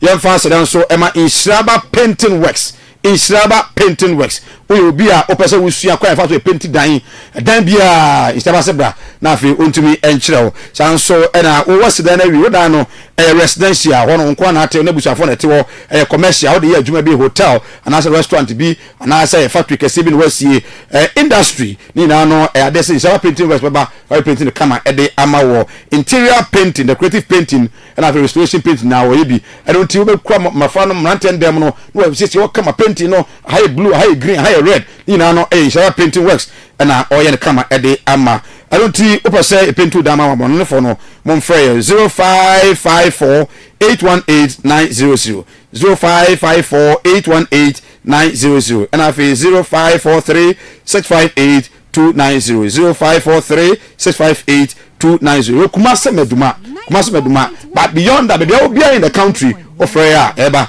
na be adwuma kama ede amawo now in fast review so the game frame and deco ventures here can show say nei ebia na uye school person we t-shirt we are sorry we t-shirt and I say we citation na so for be so mpani fu be mo more den and I institution mo say mutimi customize mu t-shirt mo caps mu jerseys awodo o ye wedding key words o be customize ni na no e be ne kama etumi e de amayen na yakofa quality flowers ede aba I don't see oba say pep flower papa dey see office and now dey see asori dam and I say ofie na no e be ne kama etumi ede amawo omade a wholesale and retail ton ma akoma kon dudu mu pa oba free 0557 024731 0557 024731 ye kuma se bon pata heya we heya na obehuyan my ears better cross over to the TV studio na the legend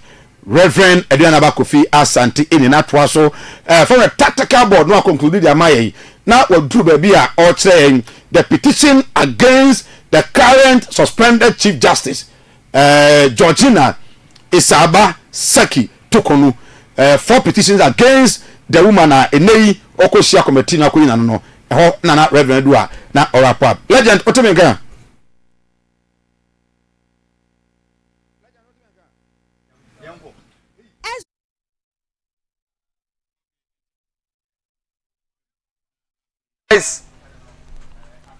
yes ma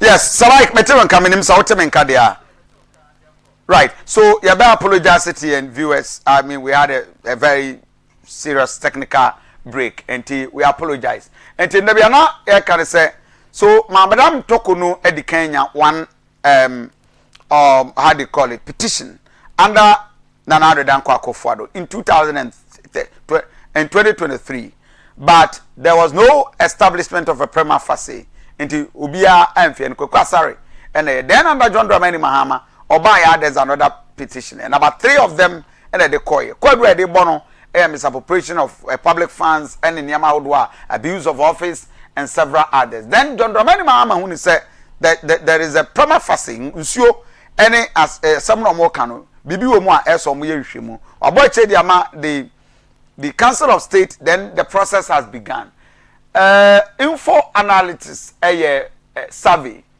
na omu bisa Ghana for say do you oppose neutral or have no opinion would you support her removal that is Chief Justice if it's proven to have broken the law bisa say we Ghana nia Chief Justice obepese se basa yagitum se wadi bone a yenyinadi ananse kwan a yefaso no de na wadwen ekirew enipa 19% out of enipa na ebisa omde se omde omomfa ho se ebeyinadi o yenyinadi o yebe ni dan yo omono enka omaduane omfa fufuo momni etidi ebesi bia na ye omo asem then 30% ese se base maame no wafo mra omunyinadi then 35% ese maame no mo omoma ne ntra ho onye hwe mo bia nkonko yinadi then you have only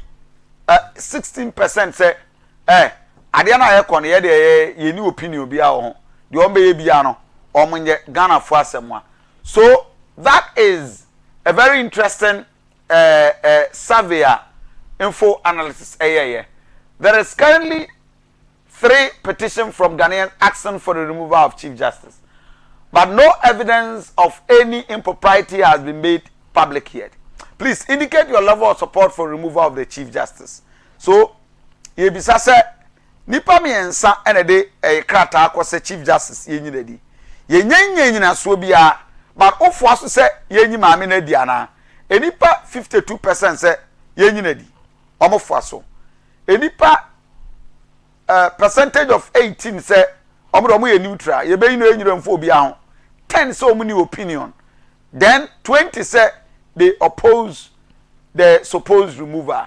Do you support the attempt to remove the Chief Justice from office? Straightforward question.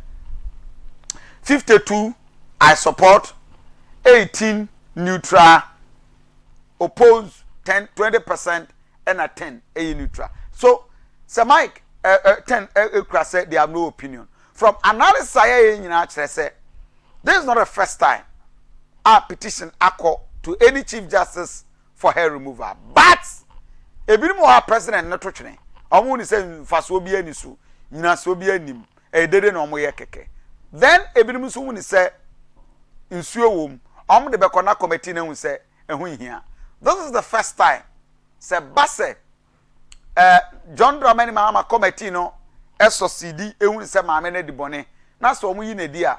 The first time in the history of this republic, and a certain Chief Justice will be going through under the Article 146 of the 1982 Constitution near the Yinedi. So, on that note, Sir Mike, Mammy Fawinsia, now, Bibi or Ewa, you may be sent as a Yabaquetti for an announcement or made in common.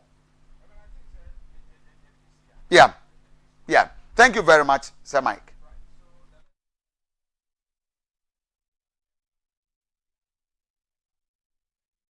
Ya kan kyerɛ sɛ ene doctor sɛ ɛnya duro bia na no kɔ nipadua mu aduro no bi wɔ hɔ a ɛhu hia sɛ yɛde hama no sɛ de bible aka no mu de ba na mfa hama no sɛ yare ntia na han bɛto ko mu na yare bia wɔ nipadua mu na apie ani ahunu ya sɔ hwɛ ehunu sɛ ɛbɔ dwuma pa dua nso dua heba clinic ɛde nti bomade ya na bra we no ya mfa duro ma sɛ gye kɔnom yɛde to kom ama na yare bia nso nipadua mu de sɛ bia ebeyi apie yewo kumase abrepo boni krom ho na yewo ewa Asante mantem ho na afin so mo a mo wo enkran so no kaswa breku ho na mo so mo behu yan mo mfa kumase fo no 0248 427998 0248 427998 and afin 0246 354 747 0246 354 747 Fantasia IC hair relaxer and I make for them. We mama Sonia eyenku shower gel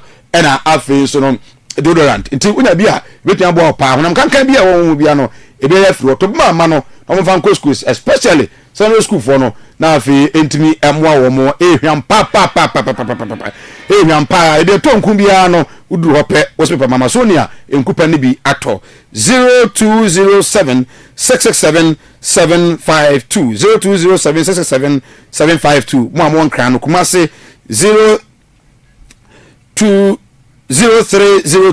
668 420 na fi aje so Marathon Herbal Mixture adroni we ginger na ye de koko asaka ho na se de si bo adwuma no koko akra anya agro na ginger abeka ho we no eyadura eboa build immune system no ama onkwamwa na timenya hoden ayadwuma yie sanso na eboa ti moja na ni e prefer blood no e ma moja na timi dia afrosa ne yie pa woni padua no mo blood pressure na afi diabetes no drum abunya bi do betia bo pa ma mo ho etumi atobo ntentem so bu a wose medwuma kakra na mabre bu a wose ho na tititi me do mpedum mu ewe me medwon so ani mu hyehye mu nyina no madru no Marathon Herbal Mixture na me kanfo edem be ton do bi o my Ghana de udru ope ubusa ubenya bi ato 0547 021 078 0547 021 078 and number between afre na afi yama dodo na so etumi etu Right Angel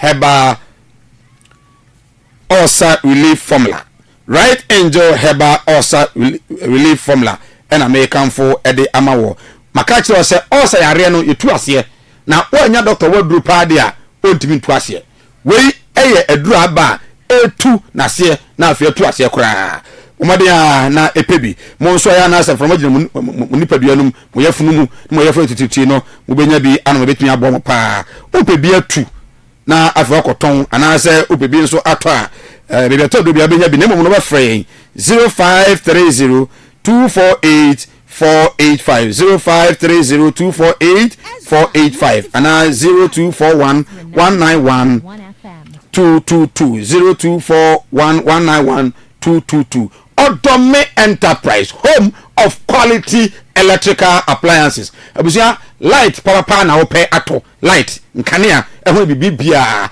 nkania so system iso twa no ho street light kania bia no Odome Enterprise open electrical cables nso na ato a obenya bi ho street light, wall light, rob light, ceiling fans na afi so no open LED fluorescent tubes nya bia obenya bi ato Odome Enterprise ho na nkania fefe no yaton bia bo no so from part to for bo bia organa bia no Odome Enterprise we kuma se adum nkana na we TV no so no efe pa adum Ajaba House ye ben Republic Bank no Odome Enterprise bra nanya estimate no emfa emawo 0208 727 907 0208 727 907 and have 0557 806 061 0557 806 061 na also any komo divine GH capsules and afi garlic and American for ede amawo ade ebo pa na afi no onipadua no so etumi agyan na so enti American farmer say when a heart attack and as mo amotai experience that the symptoms of heart attack stroke be and this be hypertension, diabetes, menstrual disorders untimi nidi udiri so untimi nya nan a yare bomodiana wonya divine garlic and divine GH capsules ni de bitia bo pa eni padua no twetwen onya infections bi anu a pebinum na afi entimi emwa reto do bia Ghana de ura ho a bibidro bia no ubusa obenya bi ato divine garlic eno ene anonom ama nei emoja no so no efuru san bebre ede emayen 0530 172 086 0530 172 086 ofreya beje oso na afia madodo pa atumi atu GKB Company Limited GKB Company Limited abusia wa pese wusidan wa pese wusidan o pese o ta asase ni na no ye le kama edema building plans general building constructions architectural works ni na no ye bi sanso na o pedan ato o pasase ato o japade bia o ton wa within 24 hours o da ne betama o pedan ato a beton bia ma ye estate ye ton sanso na o dan ni bi na o pese ye ton so a 24 hours beton discussion sem o abrochire o pese manage wo fie so ma wa ye be ne kama etumi ede amount Omadia na ebi so kwa no a opese roofu da ma wa yesan ewo GKB roofing anu se be ne kama ede amawo omadia na efrain na ene eni nkomo na be ya so ye kuma Santase apri heya ya kire heya na GKB Company Limited ye wo fada no ewo niema nyina be dan na yenton emawo na so para se ato yento bi mawo 0246 248 7275 0246 248 275 and 0201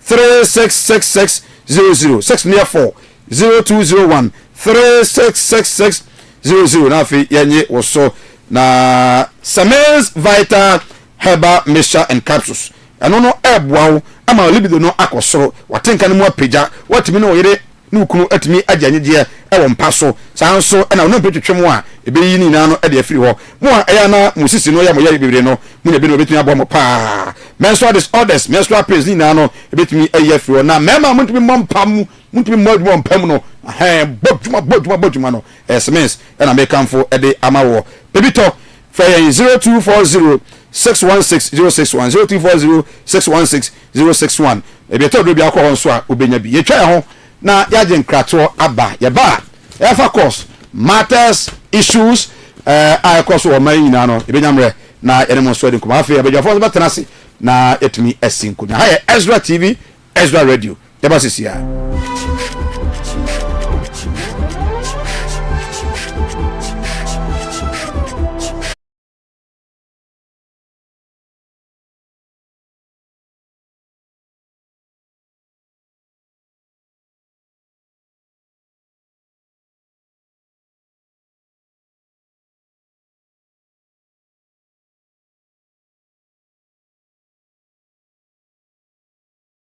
The PRO for Asante region, Central Police Command. Mema wacha no pay. Emra Ezra TV, Ezra Radio.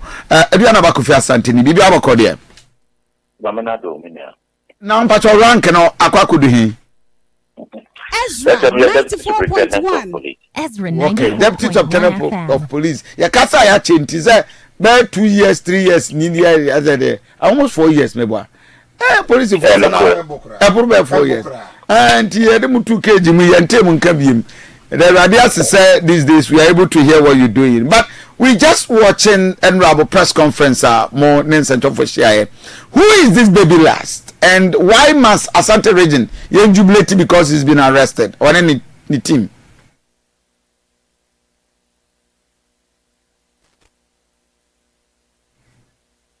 Senior. Hello, Senior. Hello, Godin.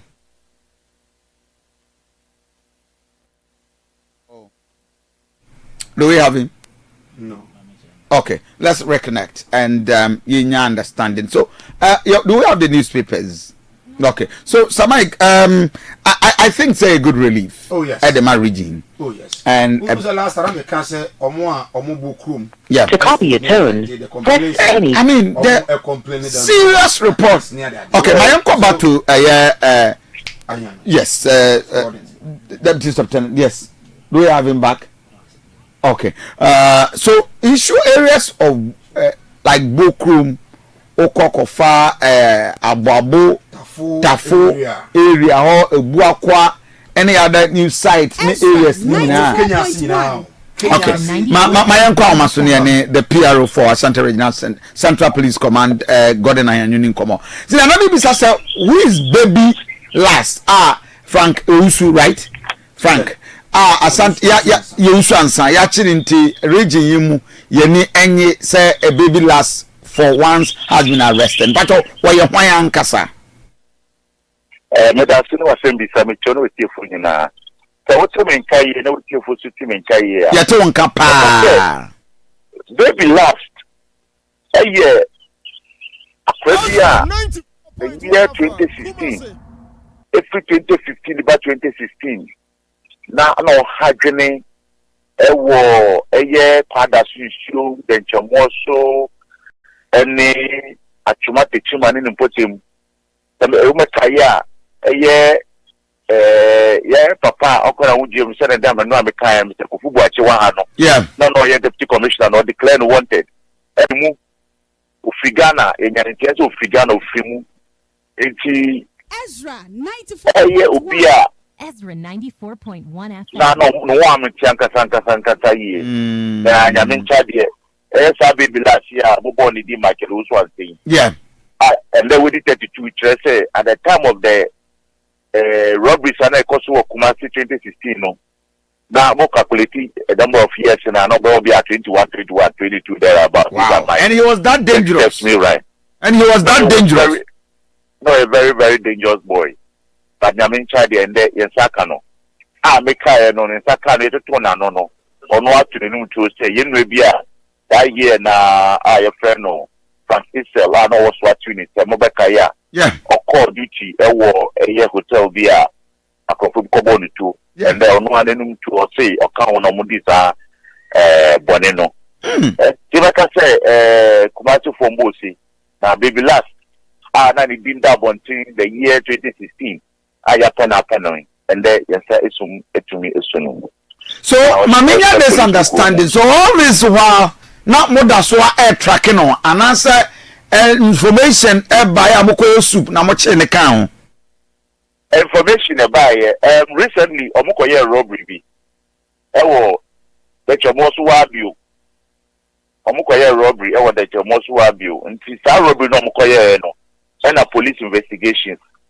Etumi ema yekoche na obo ninu anum yefo mo Manuel Usu Kasidi Maso Juma ono se ni nickname ye na Kwame she died Oxford in Tiamwa alias Man she died na Rhino Ochre alias Demon obo mi nya de ande yakochicho omu nyina yeka se de emunu abako de no wa kewura eno nso egusu ayehwe no de ayenya ne se ye friend Abedi Ntabedi yes isi ono nso oda ye radar so ya boy on body say ono nso ya bechi no na yɛde aka no nnuano wɔm na yɛde wɔm akɔkɔ ntakɔbɔ mu kɔadu nti wobi sɛ a bibilat yɛsaka no ne nnuano nso ɔde wɔm yɛ robbery no ba bɛka si so sɛ the year 2016 bibilat accomplices a na ɔno ɔmo commit robbery yɛkyikyi bebree ɛde wɔm kɔ court yɛgyeli obi mu a menika sɛ ebi mu wɔ jail a munya mba abɔnten nti begyebede sɛ ɔkɔbaeɛ no na ɔsɛn bɛrecruiti saa boys wei a ɔde ɔmo nso ɛyɛ robbery sandɛ yɛnsɛ sɛ ɔmo nti ubisa ya meka say sana etie ewo Asante memo. So DSP maminya this understanding za kwada so a young man or moko strangle on the bedroom mobile money vendor we no or any connection to this young man yana. Well, after yesterday report aminya free PID for no omo anka bibia amfasa no, because our robbery no better chain Kofi connected to that particular robbery. They don't focus. I can say more romance. Back home, the dino if the danger could be I declare on also wanted that. Yet on also. In the fact particular robbery no mukumogo quite a so name screw from Libya. Yache suspect. No better a press conference and original police commander. Oba enu mo ana ta robbery ni fi ya chisa mkrofo no akaba ko no so ye national in the pem me nya de din a me de be ma mo na mo so mo de ni na tiga na ya ma tiefo so nya insight na informant so etia na so na etimi achi ono so for 9 years ya pe bibilat no na me ncha de insaka. Oh, wow. But residents of Bokru, Mababore and Potemo, they've complained, sir, recently, the rate at which armed robbery it's so terrible. Nansay and Numreni and Ajo, we're not seeing much of the police patrols. And what's some of these apprentices? Oh, no. Yeah, patrols. Make sure, say, patrols in the Kosopa, Nansay, na group workroom na robberies koso anko bi di motorbikes motorbikes o me nim pa me san mache ana say ewiemu wo kwa no di motor mo tisu mienu ana say ba ko di motorbikes o ba o so na ma beji mobile phone ana say okra bag na ma ji bag na from team binia that say no press conference ye Yensa and na press conference here Bomudin say a year on the 8th of May no.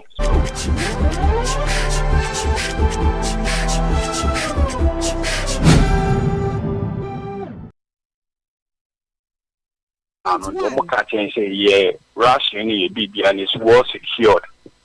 Modi Yesika be mine the first month of Modi Yesika ne mine.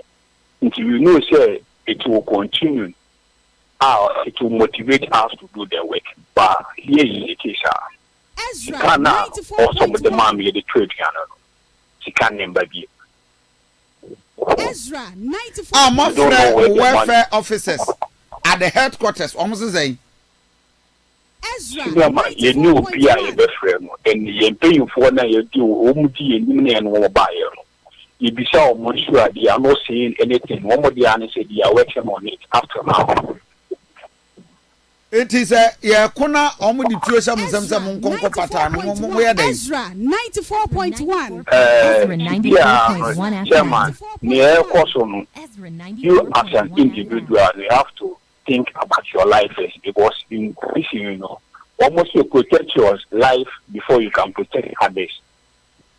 But you see understand the DNA Kosono Asante Hilde Mukakamu I had their number from and for, and then these people are not to be trusted. They can escalate any time at any point. It is here and one thing, you know, a muddy beer and sorry be near because almost a change over the back. No more banners for much and your pine. Right, Sabzavo. Koya Samba Higher Ezra TV, Ezra Radio. Mayema will be Biarachi. We had intense analysis from the tactical room about the Chief Justice removal and from the records 1991 Justice Ahodwa Yenya Womo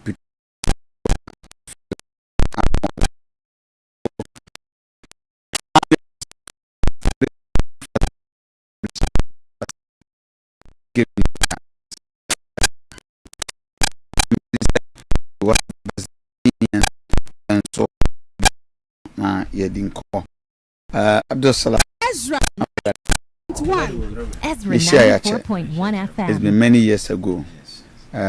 Post as a minyante wonka.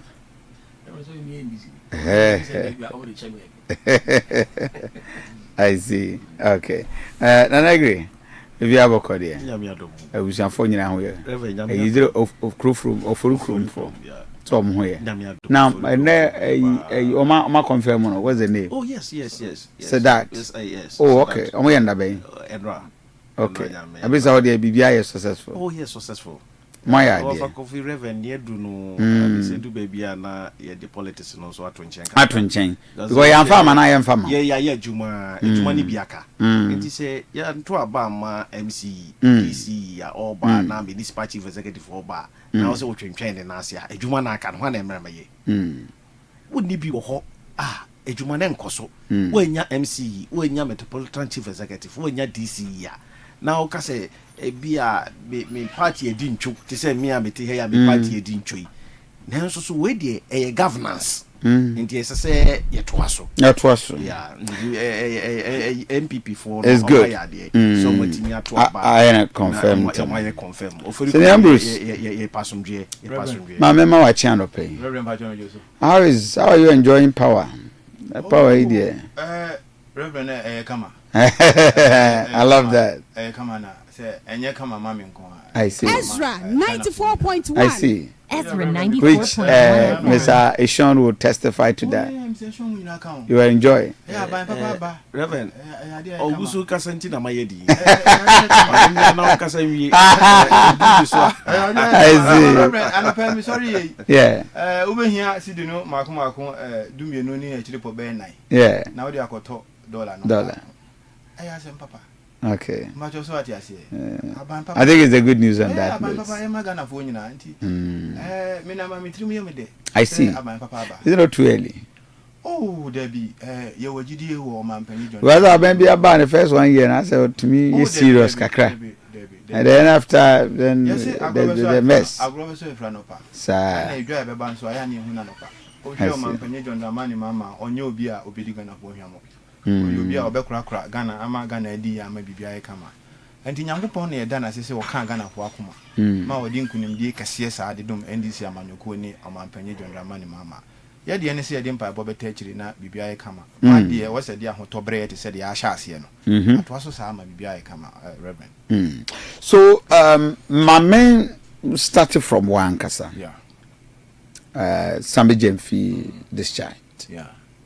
But Minkasa quitted in this chat. Well, question in this chat. So I'm going to view.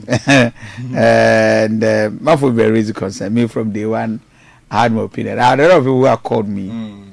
And Ezra 94.1. Ezra 94.1. I mean, where I see it, well, the truth is also one. Yeah. Why do I have to allow the public to make their own judgment? I said, well, I will not pretend I don't know the boy. Okay. And I when somebody somebody by the grace of God, you've been part of a success story in life. In fact, for almost 15 years, we've not met one-on-one. Yeah, since we free Kumasi here, because I'm Akumana Oba, my studio, be I'm a type of no matter what, I mean, you are going your way. While when your time, if you attention, mommy, I'm fine. Because whatever it is, nyame share nipa. But it will be on Facebook page, man for my temper. Obi I should tell what he my temper. And I see, but I say okay. I know the person. I'm not in that way concluding say the year and a year or a year. We leave that to the judgment. And the president says we've cautioned him, which of course there's well who people want to be woman concussion.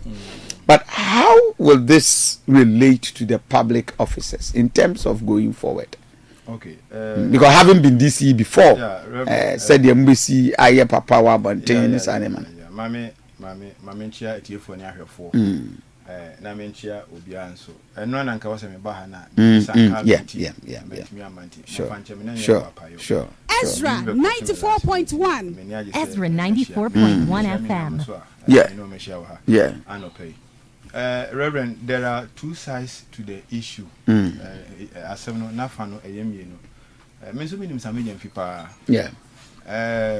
Wahu brana me ye DCO upper than West.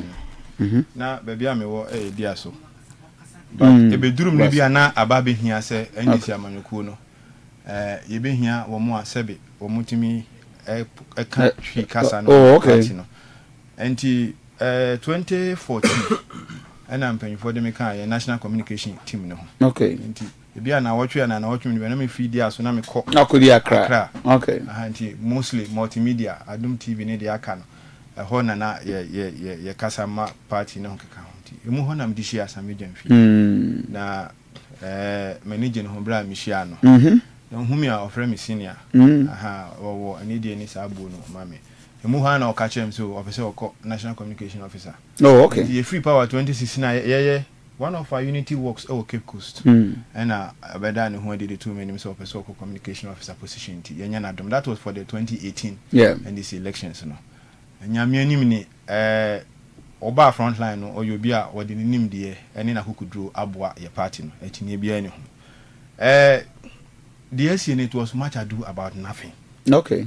Bebre no ani die ni obuom na nya Ezra 94.1 Ezra 94.1 FM Sebe na ye owura sampi yale ni na wotwe dansoma no mo di kan ko Neja Gezi MSS ni ma mi o se na ye yi no mo ba ho nti ho na ma me no kopie no so a na Asamejam fi obi a ne nsago pa ye ne nim samene de ene esisi akra wokọ appointees most no come officer obi abun sini power no office pa Asamejam fi na be pem wa obenyambre nso ayde ama obi a enti wa hwe asem we si ye no wo mo ye ne opponents kura bebre no a defend because maybe for once yes edu de dia Asamejam fi onyi NDC na onyi MPP enti won say MPP go be defending no a na se kire ye de eno no sabi wa public officer on no ye CEO ma acting CEO ma Ghana Gold Board and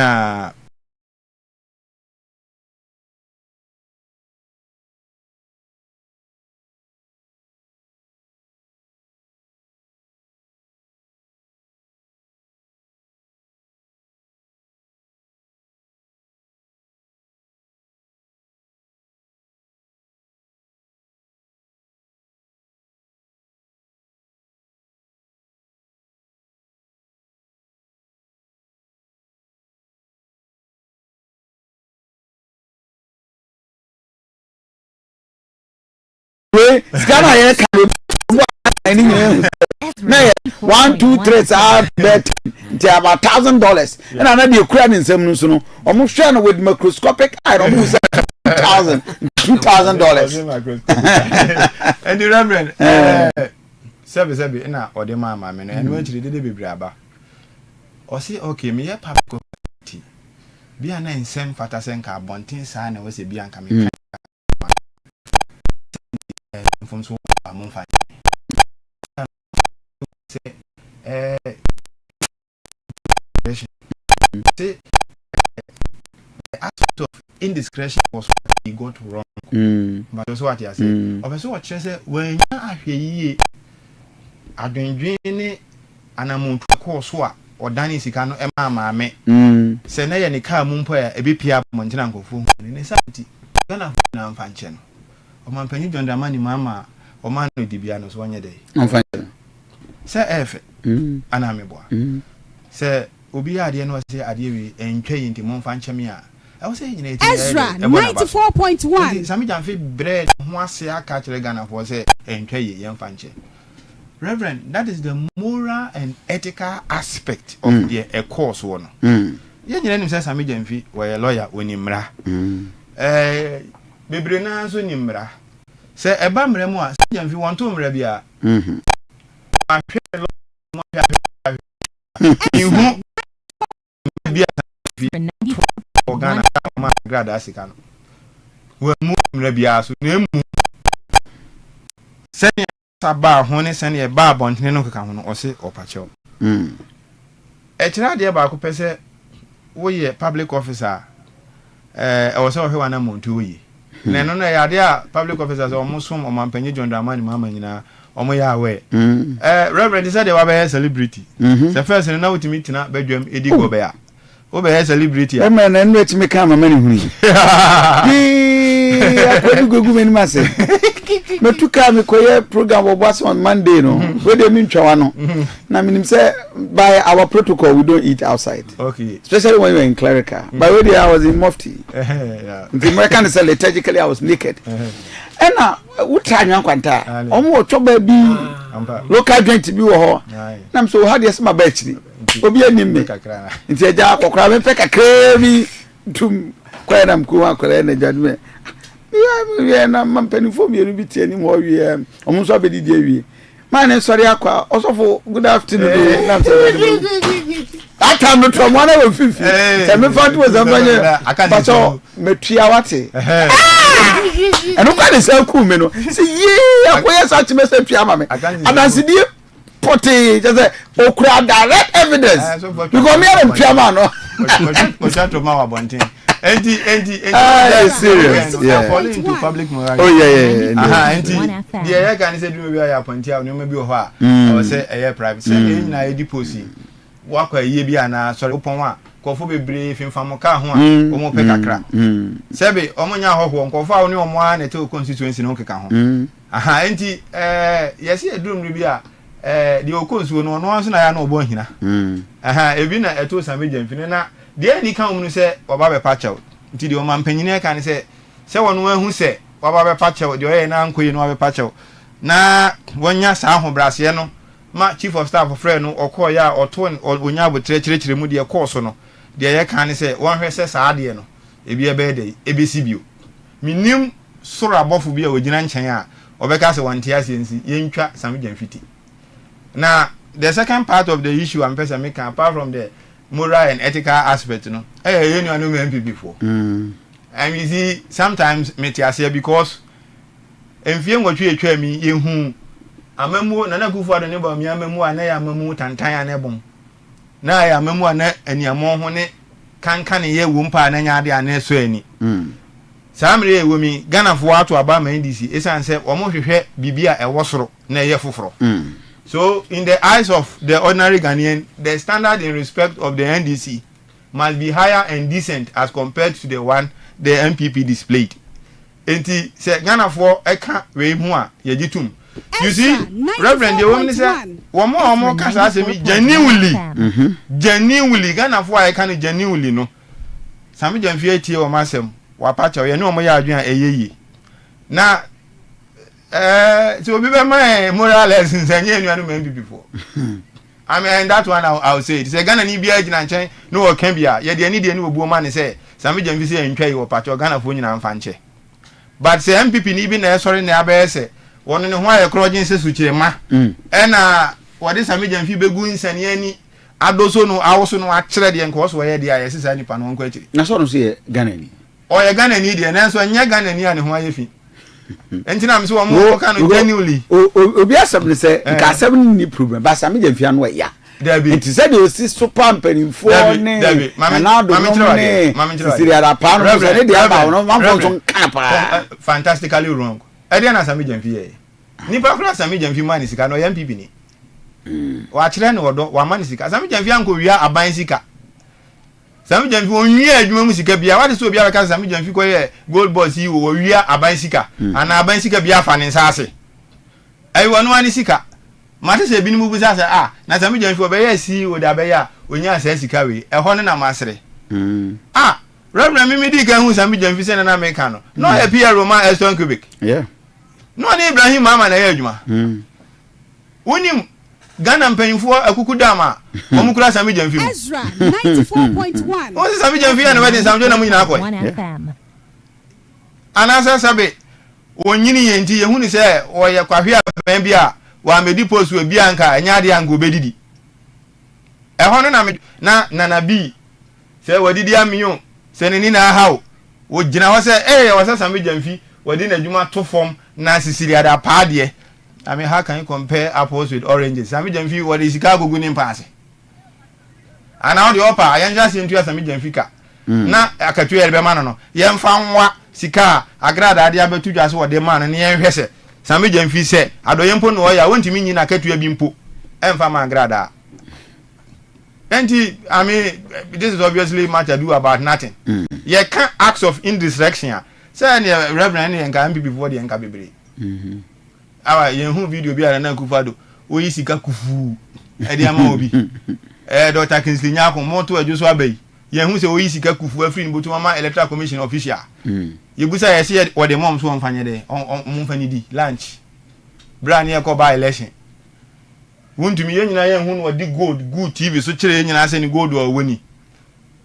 And don't forget say oyi regional chairman na oyi public officer case be a friend Yebi and Avalifo. Yebi and Avalifo conclude say even political office holders are public servants because political parties are public entities. Ezra 94.1 Ghana hama yen nyina but the American say nye MPP ni na year standard but so people say wo dane ne ho so da bofo bro yen MPP no obebu Sami Jamfi for there. And yet, I see a yard because he paid you a man abu and ya also for Yakabo Fred. But just what I say. And as a preconsume to me, Conco can't chase with the master of a man why if it are. Wow, Baba who also strap.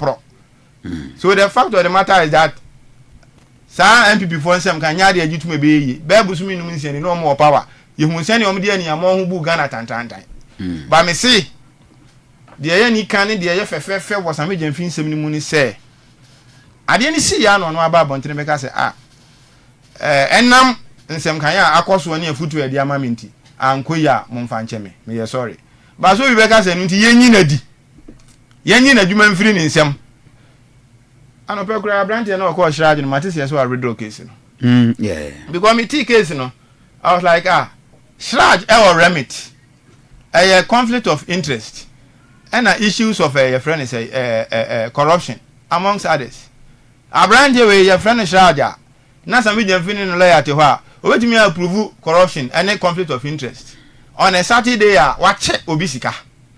You can't. Me assure say nothing be an lawyer for amana redraw case no. And clearly Reverend na completely match ado about nothing. Enya de mpo ananka wo say your man attention but of course say Sami Jamfi a. MPP for no answer nim say omungugu omu edi ye nyina wa abato mu no Sami Jamfi ka ho nti yenya no de a ene yemia no but Abrante Sami Jamfi nam say omunnim no papa. Oh yes, so very calm, very boisterous, but he can be very tenacious as well. Oh yes, I know Sami Jamfi pretty well.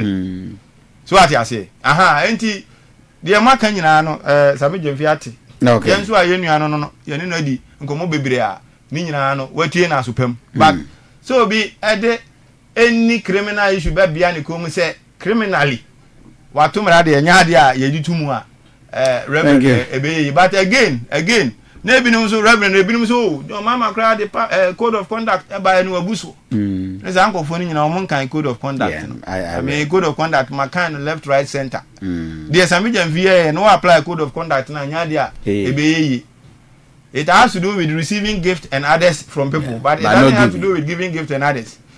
Anything can any politics ya na yakwa yi ni harvest ya sika kese na ya yi man sorry for na the bonds ani nyina na ya no nya no he but also what you say you see we live in a certain cultural milieu abrochire broni ncha de minim se o chan kwa abrochire broni wonya adwuma ma no a on ncha wade bagana ha de ya mamre mu no osofo ya cha ade As say we are a communal people.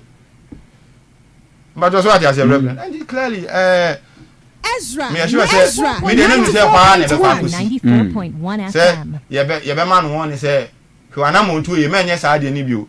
na emom wadwuma na awoye no kwana kɔto aso. Okay, senior Hisham Reverend Mamintio medase papa Reverend anapai de mame mfa kwenye so na mi momodi nchia me party for Ghana for omutie na omusan ehwe anapai ewo efidi kesi so na Reverend yen uba ye party ma ye wo first vice and second vice for me constituency of Forikrom constituency so me nchia omo papa ka me MP ho ne mpanifo ewo ho na.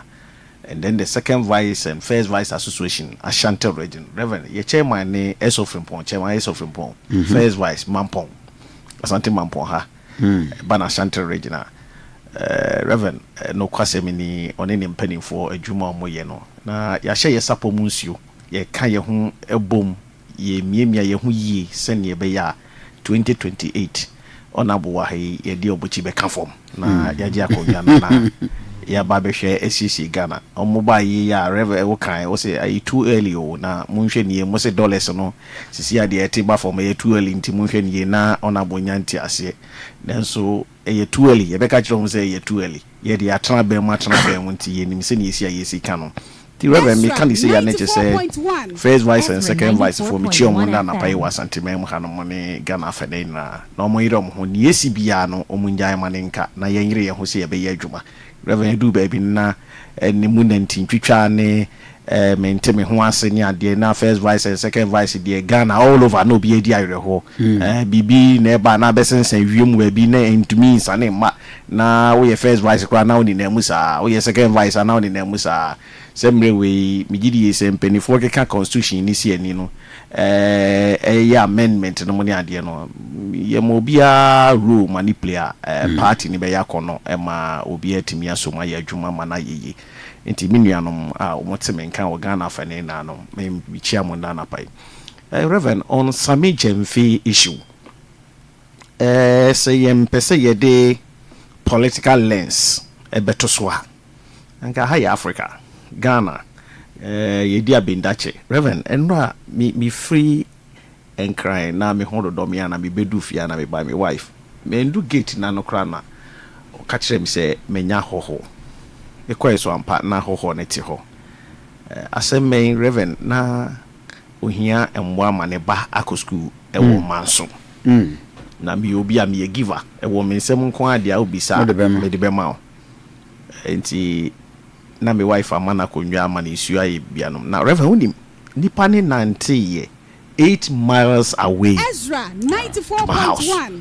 Ezra 94.1. Yes, I can't talk to any ho, but they be ni ho. So I gave a 20 Ghana cedis. My men say, "Man, pacho, men san 90 bill. Tina fefa ka ko na kwesi da mehwe say meja akwala ne kwan mana kosku e wo manso." Reverend, I re ho. Am hia wo ho. Mra no ye hie obi na say emu ya. Na nipa ne kana sema ese omani bi akoye Ghana for ma ye suafri ye ma menom ene ye papa nom ho nti akaye ho na ye the political lens eto nchen a benyi ni se Sami Jemfi ayade bi a eye ade a ebimba da anaso ehu bebri debi menka se bi MPP ni nti deze beti ho a yen kanenhye ne ye mbona ba nemom dan no asem bintia dan no asem no Sami Jemfi o maami sisi ya da pa wa ye adwuma wo Ghana ha wa bre ne mfifire ni wa ye special assistant wa ye minister o maami enya bibi kakra koto ne den ma e ma kronfo ko fae ya e ho asem ba ya wo de wo se o maami ne yemfa de mmonu nkuno o so o maami ne yemfa de mmonu nkuno ampasa nie honorable king o se Sami Jemfi ya adwuma da wa bo brada usakra na wa ya adwuma na ye ma mi sisi adapa de onya adwuma da o mo brada Ezra 94.1 ye ma mi sisi adapa onya adwuma da o mo brada hwe na Akufo-Addo bra wa bo na se na Akufo-Addo copy school bi na wa yiska di ama school for na se penifo wo school a boni be ne wum ba we die ye nka se Sami Jemfi akobokro no depi meti yakra na me kasa na menim ye meka Sami Jemfi edi sika ne de maame no eden na si yenti a maame ni pagya sika ni ba wiom sami jemfi a chemi $10,000 obi say $800 obi so say $3,000 ye nim sika do de che no na reverend as a security analyst o hweka na sami jemfi ko wura mu ni yi sika no bi e bag no na de odi maame akra da no kra ne akagu kan mu no kra no na nya de kotoa o pacho hu ya na me say analysis to we sika sem nye security asem no beba me say ni aka nagu ka enimu no kra eye picture ne bai from security point of view na hu na me hu ye akra de enam so se bi de gu abana na nya no kra na me tire me ba ni aka gu ka enimu no kra no na so me je fit me pie na dollars say gunum ka mu a ehu did you see it? Yeah, oh, na ye maami sisi adapa de no eni ohun ye reverend da no na o ka se bi na mani age pa o se a we de edi ni edi ntia na nka ne ka no anka ye be ka pa na me ka se be ka fra ye no ma ye ti ye mpo a se be ka fra ye kwajuma de support we abra bo no ni ade ne kra no obi be ka bibi kire ye ya ye hunu mobo na onim ye maami agrada den ne ba mo adwiri mu anti o mo de videos ne ba bonten that's another thing o ka sa agrada ye NPP ni pa meti hey mi hu agrada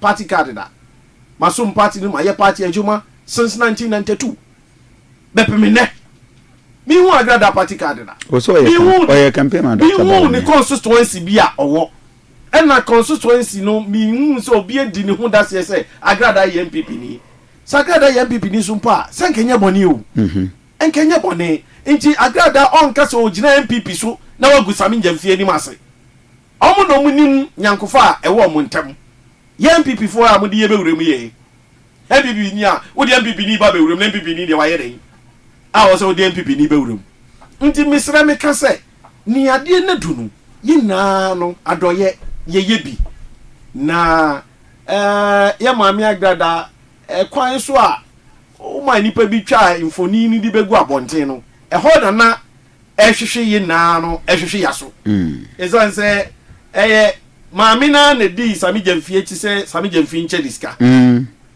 sami so kan sika no de hye won nsem na wo so pege sika no e di kire wiom na de kire se sika wonya ni o sika sami jamfie dia na wo see the woman no she is very intelligent woman because Ofi say what can say me TNDC da. But okay, mami nye bibi ma NDC for na mo so empe masem no. Allegedly. Omo so hu say bi ni mo mpanifo bi empo fine. Kofi ana make a say security issues wo mo. Eh fine. Nti mami nye sa. Enti ho ne de eh boapayo. Ewa eh boapayo. O ka say sabi jamfi nim say na ma besi a. Anko de me ma no. Debi na madwene naso no mu e video ye na madwene naso esense onam ho na hu ni kitikiti sa no ananse misra mike o ne honam susa sa no o wadwene o a very intelligent guy enti over Kofi mi susu se esese ye nyunyu no bebre na mom mumfa MPP asem so mbewurim enya MPP fo ne soma agrada ena ya agrada ye MPP ni enti na agrada yes a wanga say NDC fo no social media almost sache mpo oburu ni nua na me tie ni kwa na me ni nye ho se o se ba ni sa NDC for now ebi mo asase bro sami jamfi bia enti ona wo enya MPP for na she nipa bi echi na omo ye no by ono so no policies ni ye se da no se yemfa ba money ma mi nkuno ni ma mi sisi adapa ye mo nkuno o se Reverend is it a Reverend Kingsley the former MP of Kwadaso or the Kellen MP of yes Christianyako oche electoral commission for sika so munye nkoto aduane ndi Reverend what was make say akoye yesu yen Ghana for any Africa no ye mu bebre na akoye yesu more especially Ghanaians say tema ewo ye ho na eno so na o anhwa na die ko wie bebi a eni kwa say di wie ye ma mi sisi adapa no na wabo ne bra na we save ni sika wode dem ye to Reverend nipa bebre save wo mu sika wo mu dem o nipa bebre save wo mu sika wo mu dem enso obeye ne den ehu mo bro adoye ena sisi ya da pa koye ya okonya ho asem okaye mami Grace Koma the late Grace Koma efija efija se on say mami Grace Koma nyame mfa ne kra sie yi former MPP okay say onya kwan mo US mu ni ade o de ne mako US na ne ehumo bronti ma be ne be fa Ghana fo bi kotena o nchen a echire no Ghana fo no ye ya ma maame no konya ho asem a ho adwenwene kra so ka ho e na maame ne de to ana no wasem ando enti ehumo bro no ewo bia mu Ghana ni ba bia ewo no mu ti mesre me ka say fans ami je mfidie no same na no koyi ne ka wo ye maame sisi adapa ho nka ne ansi die enkenya de bia nwa bebre bintra han ka se mi MPP ni nti esese emre ni yemfa de monitoring emre pa de beba ye be ka ho asem na se ne NDC fo asase ye ne trukan ona was MPP for buy no arrogant ene eniema bi ne be ye ni ade ne be bu amembo no basa ayi reverend binti min ka se baako ana bienu bi ansi se enfum so bi baaya ana bi to chima a Ghana fo di ye ho yawa reverend anapa ni me kan se nyame hu ye mobo ohun ye nan mobo no mo mfa ye mfum so nye den enche yen okay MPP mfum so bi a ye ya ema Ghana fo bufu ye no omo mfa nche yen ebia na nipa baako mienu bi ana miensa bi ebi obi eti obi na so da e wo consistency ho ni na aka ho nti reverend begidi say ya be yebesua Salam. Yebesua ye ho nyansa na next time no yebehwe ye niema yi. That's great. Mami salam. Bro. Mami nya will take on that. Mami chow na mincha mini on my show. Reverend, the see the first image of your issue. I did better to be nobody. Name to the be see me 20% ne asiwi no so no dimi na obache and I be okabo ma bo so whether you call the pakon the certain punishment or not so share semi fi intention I said I didn't see a honor then intention so ba show opulence be say ya buy was car me chase Canada in fact we jam me make say semi fi kran kan we boni bia in the sense that sikala wanjira won twen yam manu onu twa picture we wanjira won is kana check am o jalo hono ko wura kan that means certain privacy above Ezra 94.1 Ezra 94.1 FM Aduanaba was kind of man okorokore if you know for fact the bakono any phone ko to an kind man ko bia wo dollars kwa no we man na be bisa and that you know the bakono man is kind of when self discipline and also this kind of reach above for you because it is a very responsible say penimu chose car ko all this show but na danas but penimu chose car that na first car e wo vu bi say chairman for and he style bi say the obo free kick no oh yeah no free kick nipa na wan ka say this car ma no kwa no asa onu hu because me hu say the video no yes a brown share this car no so we dey fi jano ho e di ni ti wura kan e no ko fast kan no check yes dollars obi say the dollars that one won't take that questions out because remember how AD series Bank of Ghana says ya crowd call bank now for withdraw they will not allow you withdraw dollars my point is that say all the dollar quality there above 12% and the $7 what the but the intention there clearly wasn't to show say ABI means region film buy with sky and stuff obi the twice so try video and what I mean say at the time and for try video nipa na what is emergency car no mu yan so don't say another person I was saying emergency car no more who say this kind of Emma what did that person do because if I'm there Ezra and obedi video Ezra 94.1 caliber of emergency watch check his car that's a minute na ma make a video so on so there's no here for nothing I would not be a special assistant because of a second thought maybe a decision I will take why do you know say right but the other person I don't China or special assistant may think otherwise so they be as friends and allow no young kono and to just oh they why say oh yeah supporter that's all you say yeah I'm saying this because some feel say na dey otikanum ono dey ohun say twa video no he say me video twa na FRG video no watch no it yeah it's another might not see it yeah but what otikanum so be twa video there so it's no longer ordinary person be man or check his can be twa the video say you be part that you should be smart enough to tell the because once video no jai twa because you say the video no we are it end on social media. So they were not smart. Yeah. Many are more who say it will get to this end. And the third one is nipa now try video no. What was the intention of the media? To make a point. Say mama agrada jiska for 70 for say 70 for show some baba. What is to blackmail 70 and as I said na kano to make some amends between NDC and agrada, I don't know. But the bottom line say video now try no am 70. But open demeanor 75 I should say yes he's a young guy but in mind why mature. I want to believe say and you will be a catch and say Uncle Pacho. Ezra 94.1. Man Pacho when I'm trying my friend and Pacho the waiting will be different. And the under 24 hours on what I said they might behuni and tree in fact my abon no for Jamie. And look at Jamie say no percent mo show me something better than the my and my decision will take him and taking no for Jamie. I think say Rebecca it seals it all because we are remorseful on anything. I think say yourself whatever money I made in come. Nipa ya boni no ka che Yankopon se fa cheme. According to me faith ko Yankopon end they say so why no boni na was no ka say infantry. So nipa ka say fa cheme one of the highest respect I show. When him say I didn't know why you know wona bi a bibi on some about me and one you specifically I can say me pa president because all the mommy appointment me pa na che so fa cheme. Now so president permanent is a president because we have our job say idea by for chami na dia way that amount of corruption stealing and bibisa na ya bia we say just small trivial bibi let it go a better lesson to him but me make can say no all these appointees scan the bejemo mo bana mo abamu abedu mo charge and they have no way to ambeka ze muntia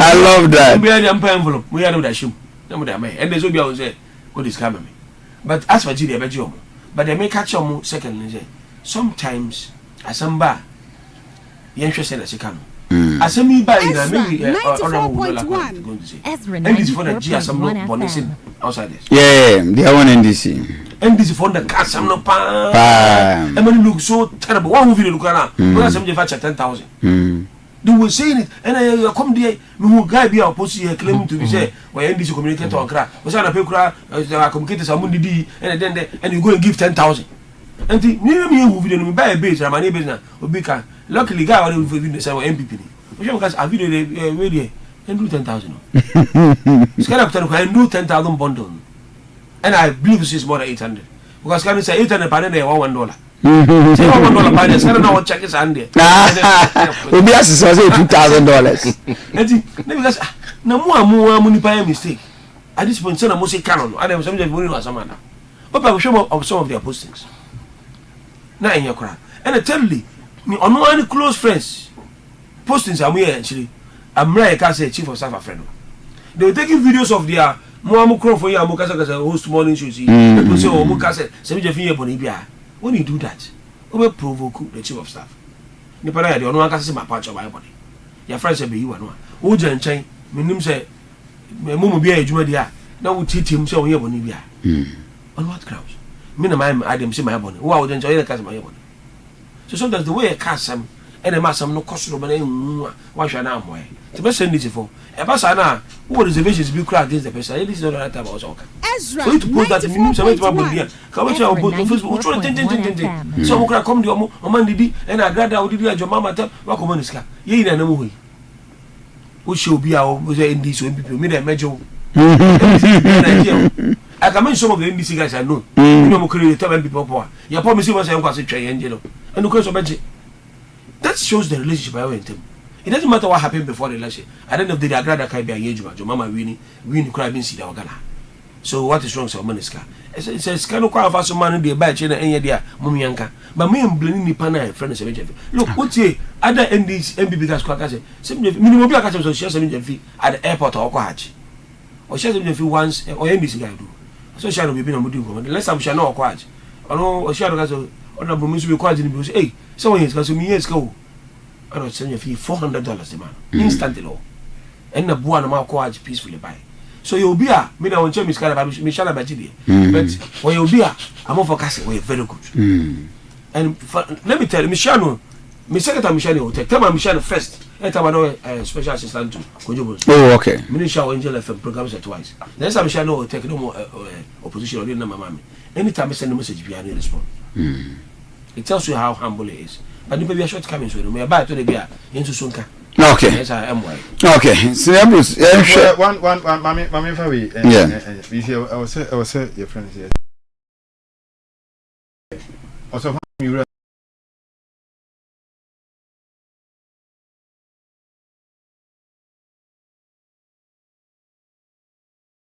my age, my man, this is yeah. For years. So I buy but weekends in Yanopa, beyond much as what you say. Radio for free, for free. First, na me communication work. Kumasia, you better to abana me share say. Ever since me nya kwan nyima home.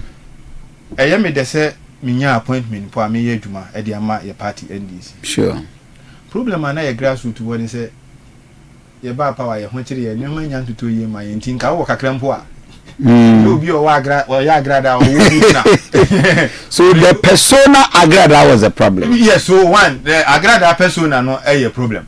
And two, agrada answer more kafa Excellency John Dramani Mama ni NDC who before the elections, you know. And also a problem my grassroots when he be say mamu ya wasupa yesa no na sami jenvie de the company for so bin 10 century busu for it is already a who share busu for ade ha dwene mba to so ati ase me ye sure say enumpo ka ho bi na sami jenvie de obepa achew because clearly ni grassroots we feel say no enye ho na wose sasika no de e wose befi but of course say ye nyina nso ye Ghana for yanu mu bi de ye beti ase but ye grassroots for na e wo form no a ayere apaso ama omo no eduru no bi enjiri mu bi ado me bia no ye nti ase de ye de wo ho say sami jenfi se wapacho waje atum obetotri nyoma yi ma grassroots for amu ba ni nyina no bibia tumi ay kama me second issue America me wofa mbato udin de say profession aya ma mumfa Cecilia Dapa asem ento sami jenfi de ne ho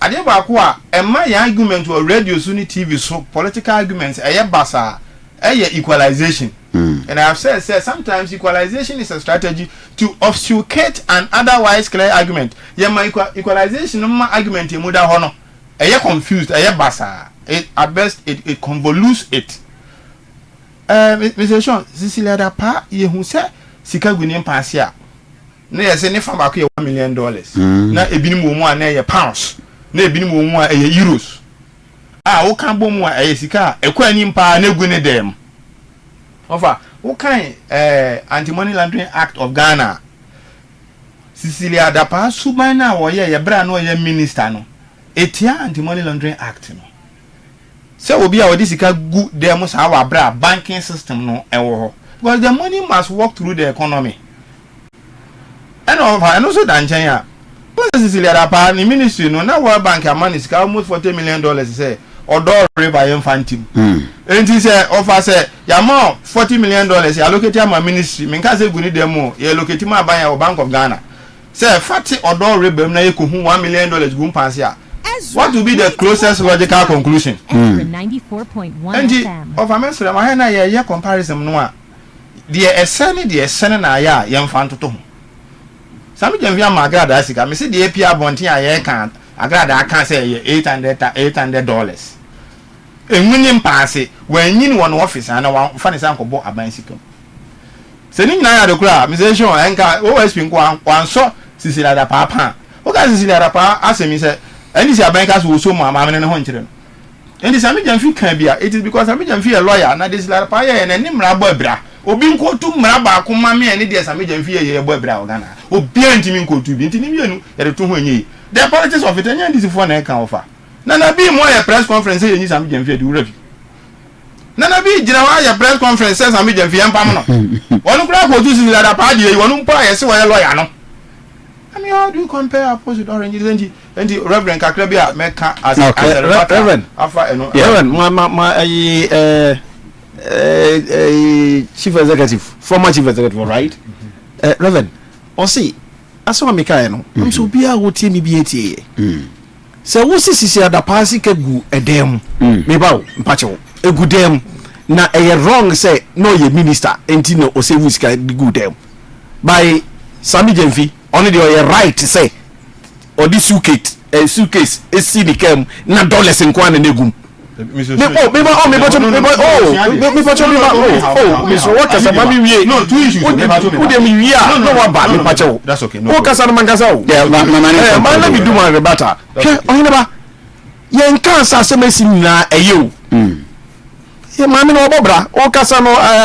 thinking I'll use the word allegedly because when you say we're a law student. Well. And coming so use the word allegedly says that buying my contract, World Bank my contract, and now Sikeko PNI them into a month for Johnny Bayer one say Sikanibia. And so say World Bank my contract as a bank. Bank of Ghana negu. Bank of Ghana negu. And to who's him say Bank of Ghana and negu.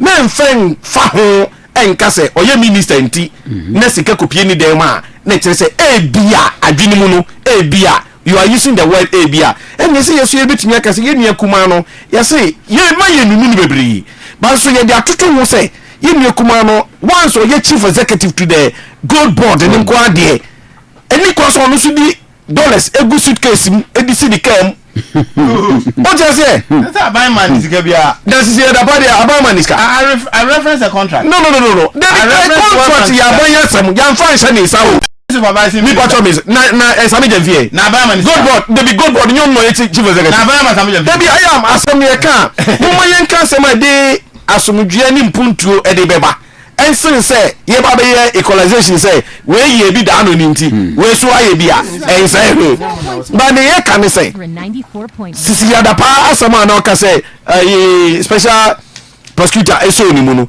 ekosi say asem no kra wo court a mo ka ho asem enyo obi bia wo sika wode dem bia no ye kromfo debi obi bia wo sika wode dem bia wo sika ko hu sika wo dem je kromfo so obi anko ko wie sika di bia anka ho na be hu sika gu ni dem nti ye due kuma no waya de wabo no homode ama NDC waya de aye na ye bona baso waya adwuma nanso ono agye atum se entwaye so ono agye atum se entwaye a ya no mo aye wo akire ne ye be kasai se president so de ache na efri ne ko ye hwe ni ebesi ye de mpunto ni hia se de omo ba ya 5 months ne ko 6 months yo mo twam ho a ye da so gina fa akoyi ye hwe de ebesi Reverend So, Mr. Ambrose, you share the issue of Chief Justice and a certain CD appreciate.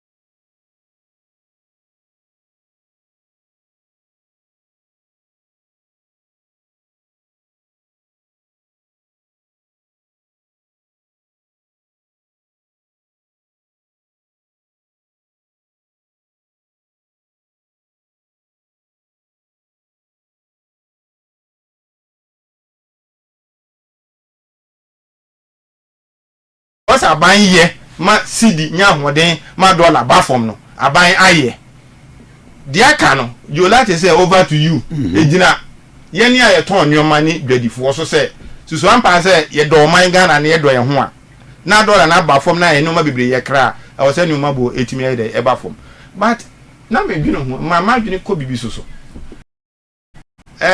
one say in the early 90s bra e be wura democracy mo no na owura kwasi botwe nyankopon fa ne currency already budget baba kan ne budget no determine bobo milk nyina yes majo so ade say because that time no we still had a semblance of state influence in the market enti petrol gallon ba ko ye de beji say milk ba ko ye de beji say yenko ye chika kran ko hwade in the early days of the revolution and the PNDC time now buying control prices aban be set minimum prices and maximum prices engineer or price inspectors and say dum ha price inspectors rural store hesenia what they are the edge o me wura ho ogina ho bi to ade o de je no if it is against the buying can do we are near to shop but also what I say but you running a mixed market economy state no rural o play and ankran individuals so rural o me dey o mo play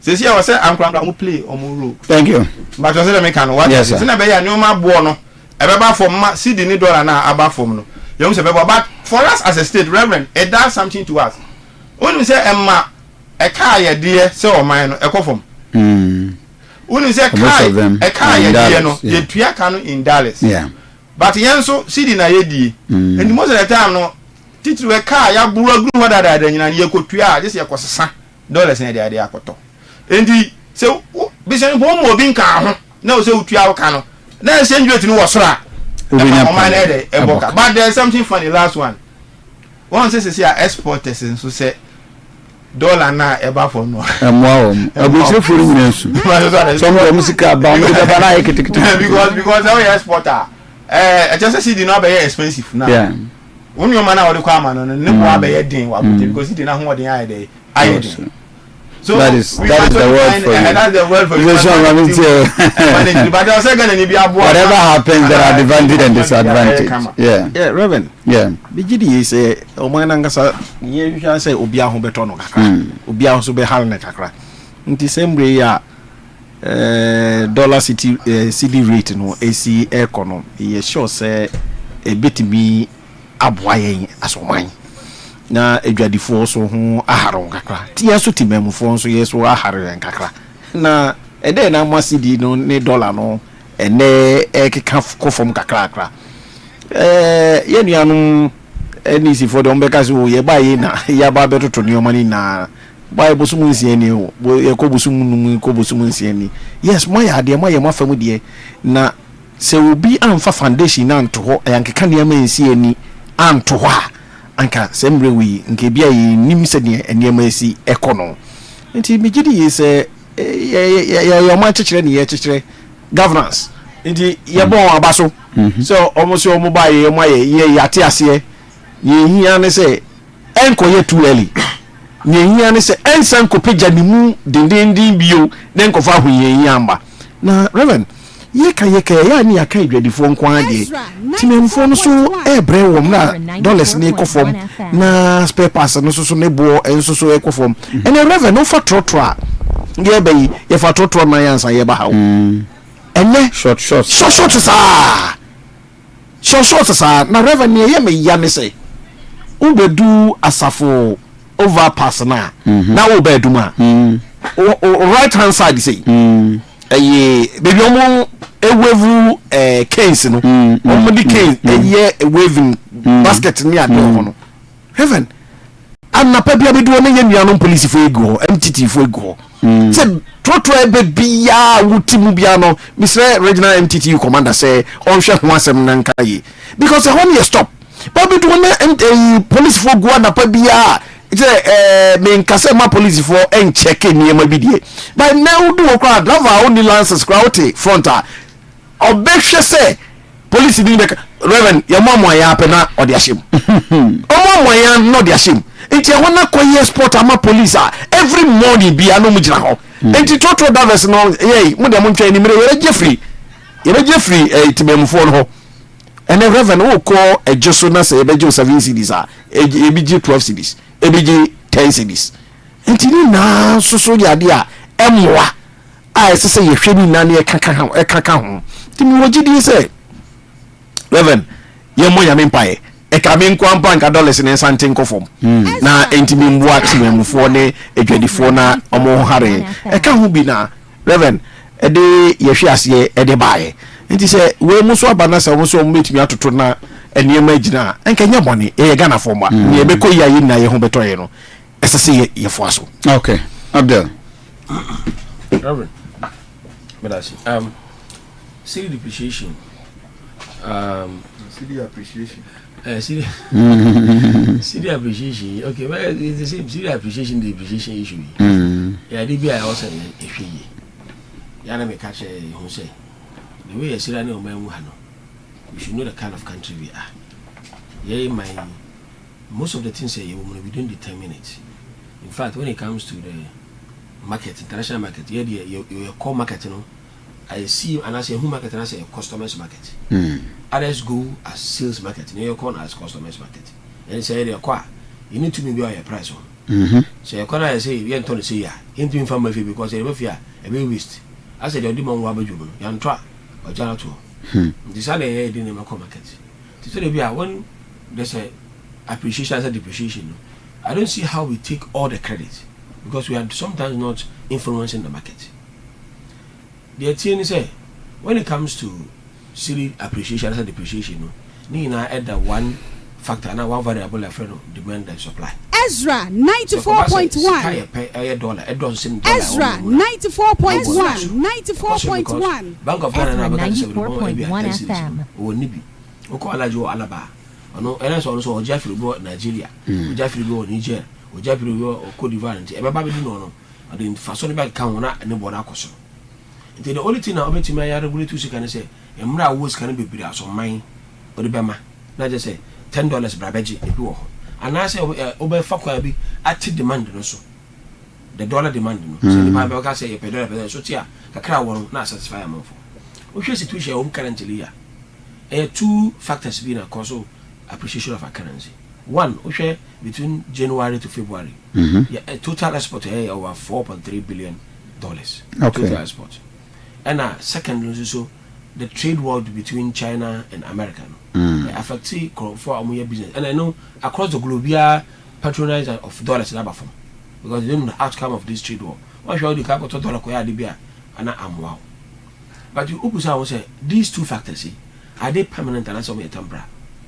And that's are they artificial? Offer your dollar as some euro a gold bond dollar issue. See 4.3 billion 2.7 is as a result of sales a year from dollar. It says a year from a France gold. Meaning say for the first time in over 10 years, gold price has surged to about $3,000 per first ounce. Into my escapability. Meaning say in your escapability Ezra 94.1 demand for dollar. Ezra 94.1 FM. Pricing. They touch me, no. See the price of cocoa and sugar and other exports be a my search money. I'm asking myself, say, one, that price of gold, can we maintain it? Same thing maintain that means idea and you're guaranteed.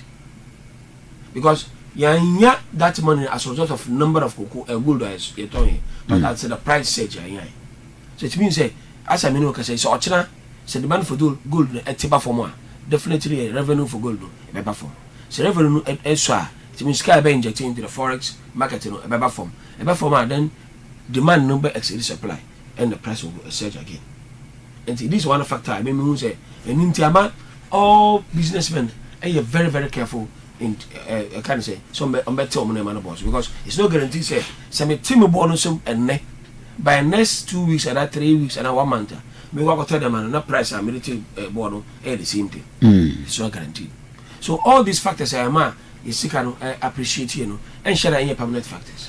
One of the permanent factors I mean look at and if you say the bomb price be as some with gold bond agreement and a policy they can be injecting $250 million every month.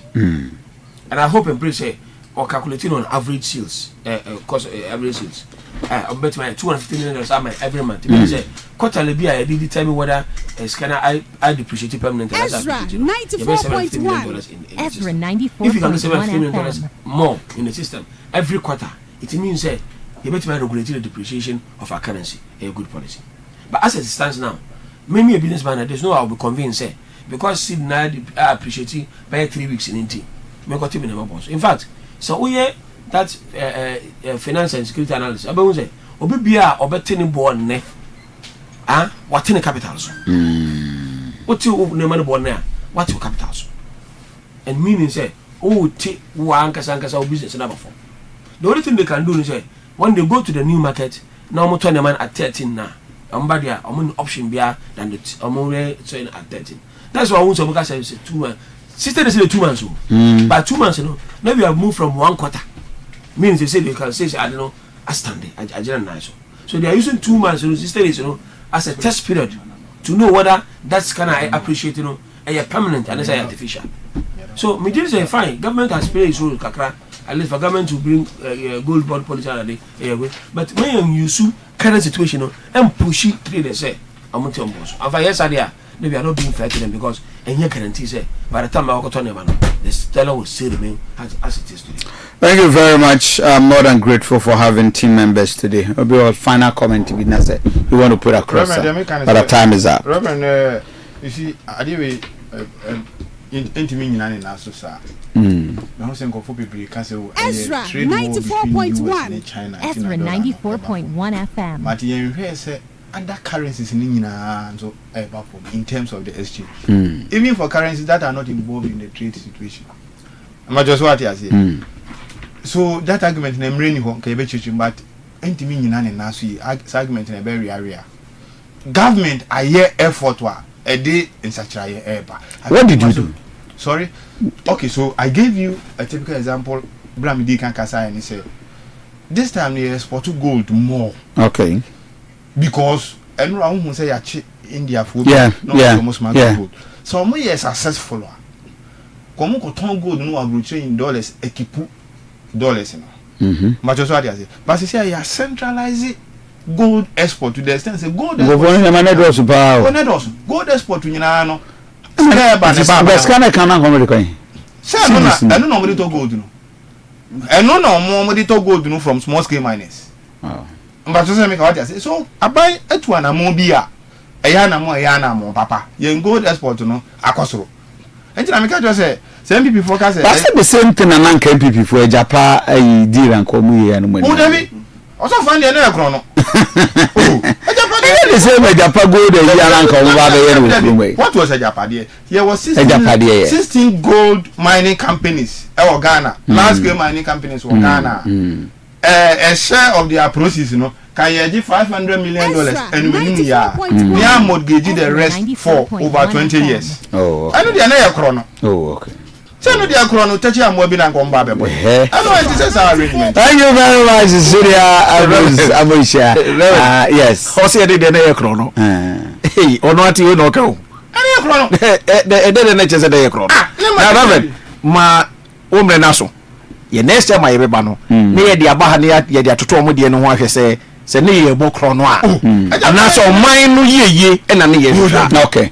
The time is up. Yes, sorry. And for birthday dedications, and sorry, so MCR birthdays, which is Abano, you roll it up and celebrate those celebrating their birthday. Salam, I'm grateful. Sanso and aggression. Patricia Ousu from Sophia, always show happy birthday. Pat, happy birthday to you, Patricia. Today is a birthday. Or say Bafo say Kwame agenda Utafo constituency. I will show happy birthday. And of course Nana Akua Lenda Yaboa Sikenibi Adriane or the Ezra TV Ezra Radio will show happy birthday. Nana Akua and your birthday, happy birthday to you. Isaac Menyo Nana Jambuama I will share Isaac Menyo. Isaac is one of the longest reporters within Amansia district of Boise. Isaac, and your birthday, happy birthday to you, bro. And you celebrate your birthday, Hajia Amina from Emmanuel from Pong. I wish Haji Amina happy birthday. And of course, who do birthday? Is celebrating is Faustina Boafo. Faustina Boafo, and your birthday. Happy birthday to you, Faustina Boafo. Erade and Kosunsha now on your cashier. And of course, ASP Edua Piechum of Central Police Command from Ofuribuating. And your birthday. ASP, happy birthday to you, Sister Quia, US of A. And your birthday, celebrating your birthday. Happy birthday to you, Shirat, and enjoy your day. May the Lord bless you and keep you. On that note, I wish you Bibiara, and you celebrate your birthday with my wife, Mrs. Patience Asante. And a happy birthday to you, Asaf Mame, Radisha. Now, Uncle Senior Cassia, could say, Obey Cassie, Pa. Yami Aduma, Abisha, Mr. DJ Goffred, Edenumpa, Ajamata, could say, Dubako, Eberbo, na, and Marco, no Betrancy, Nafi, Yede, Marcosem, Eddie Abro, na, no me. Bob Pepe no sorry, the bishop of our time, of course, Bishop AFRIFA, and so Eddie, the live worship, Ebeba, a very powerful one from the thrones of heavens, and so Eddie Banafi, we are, of course, now Eddie the sports, and so Eddie Abro, and there were a lot of para programs. I said, and you were feeling free Ezra TV, Ezra Radio, meaning Eddie Reverend Aduanaba, Kofi, Asante. May the Lord bless you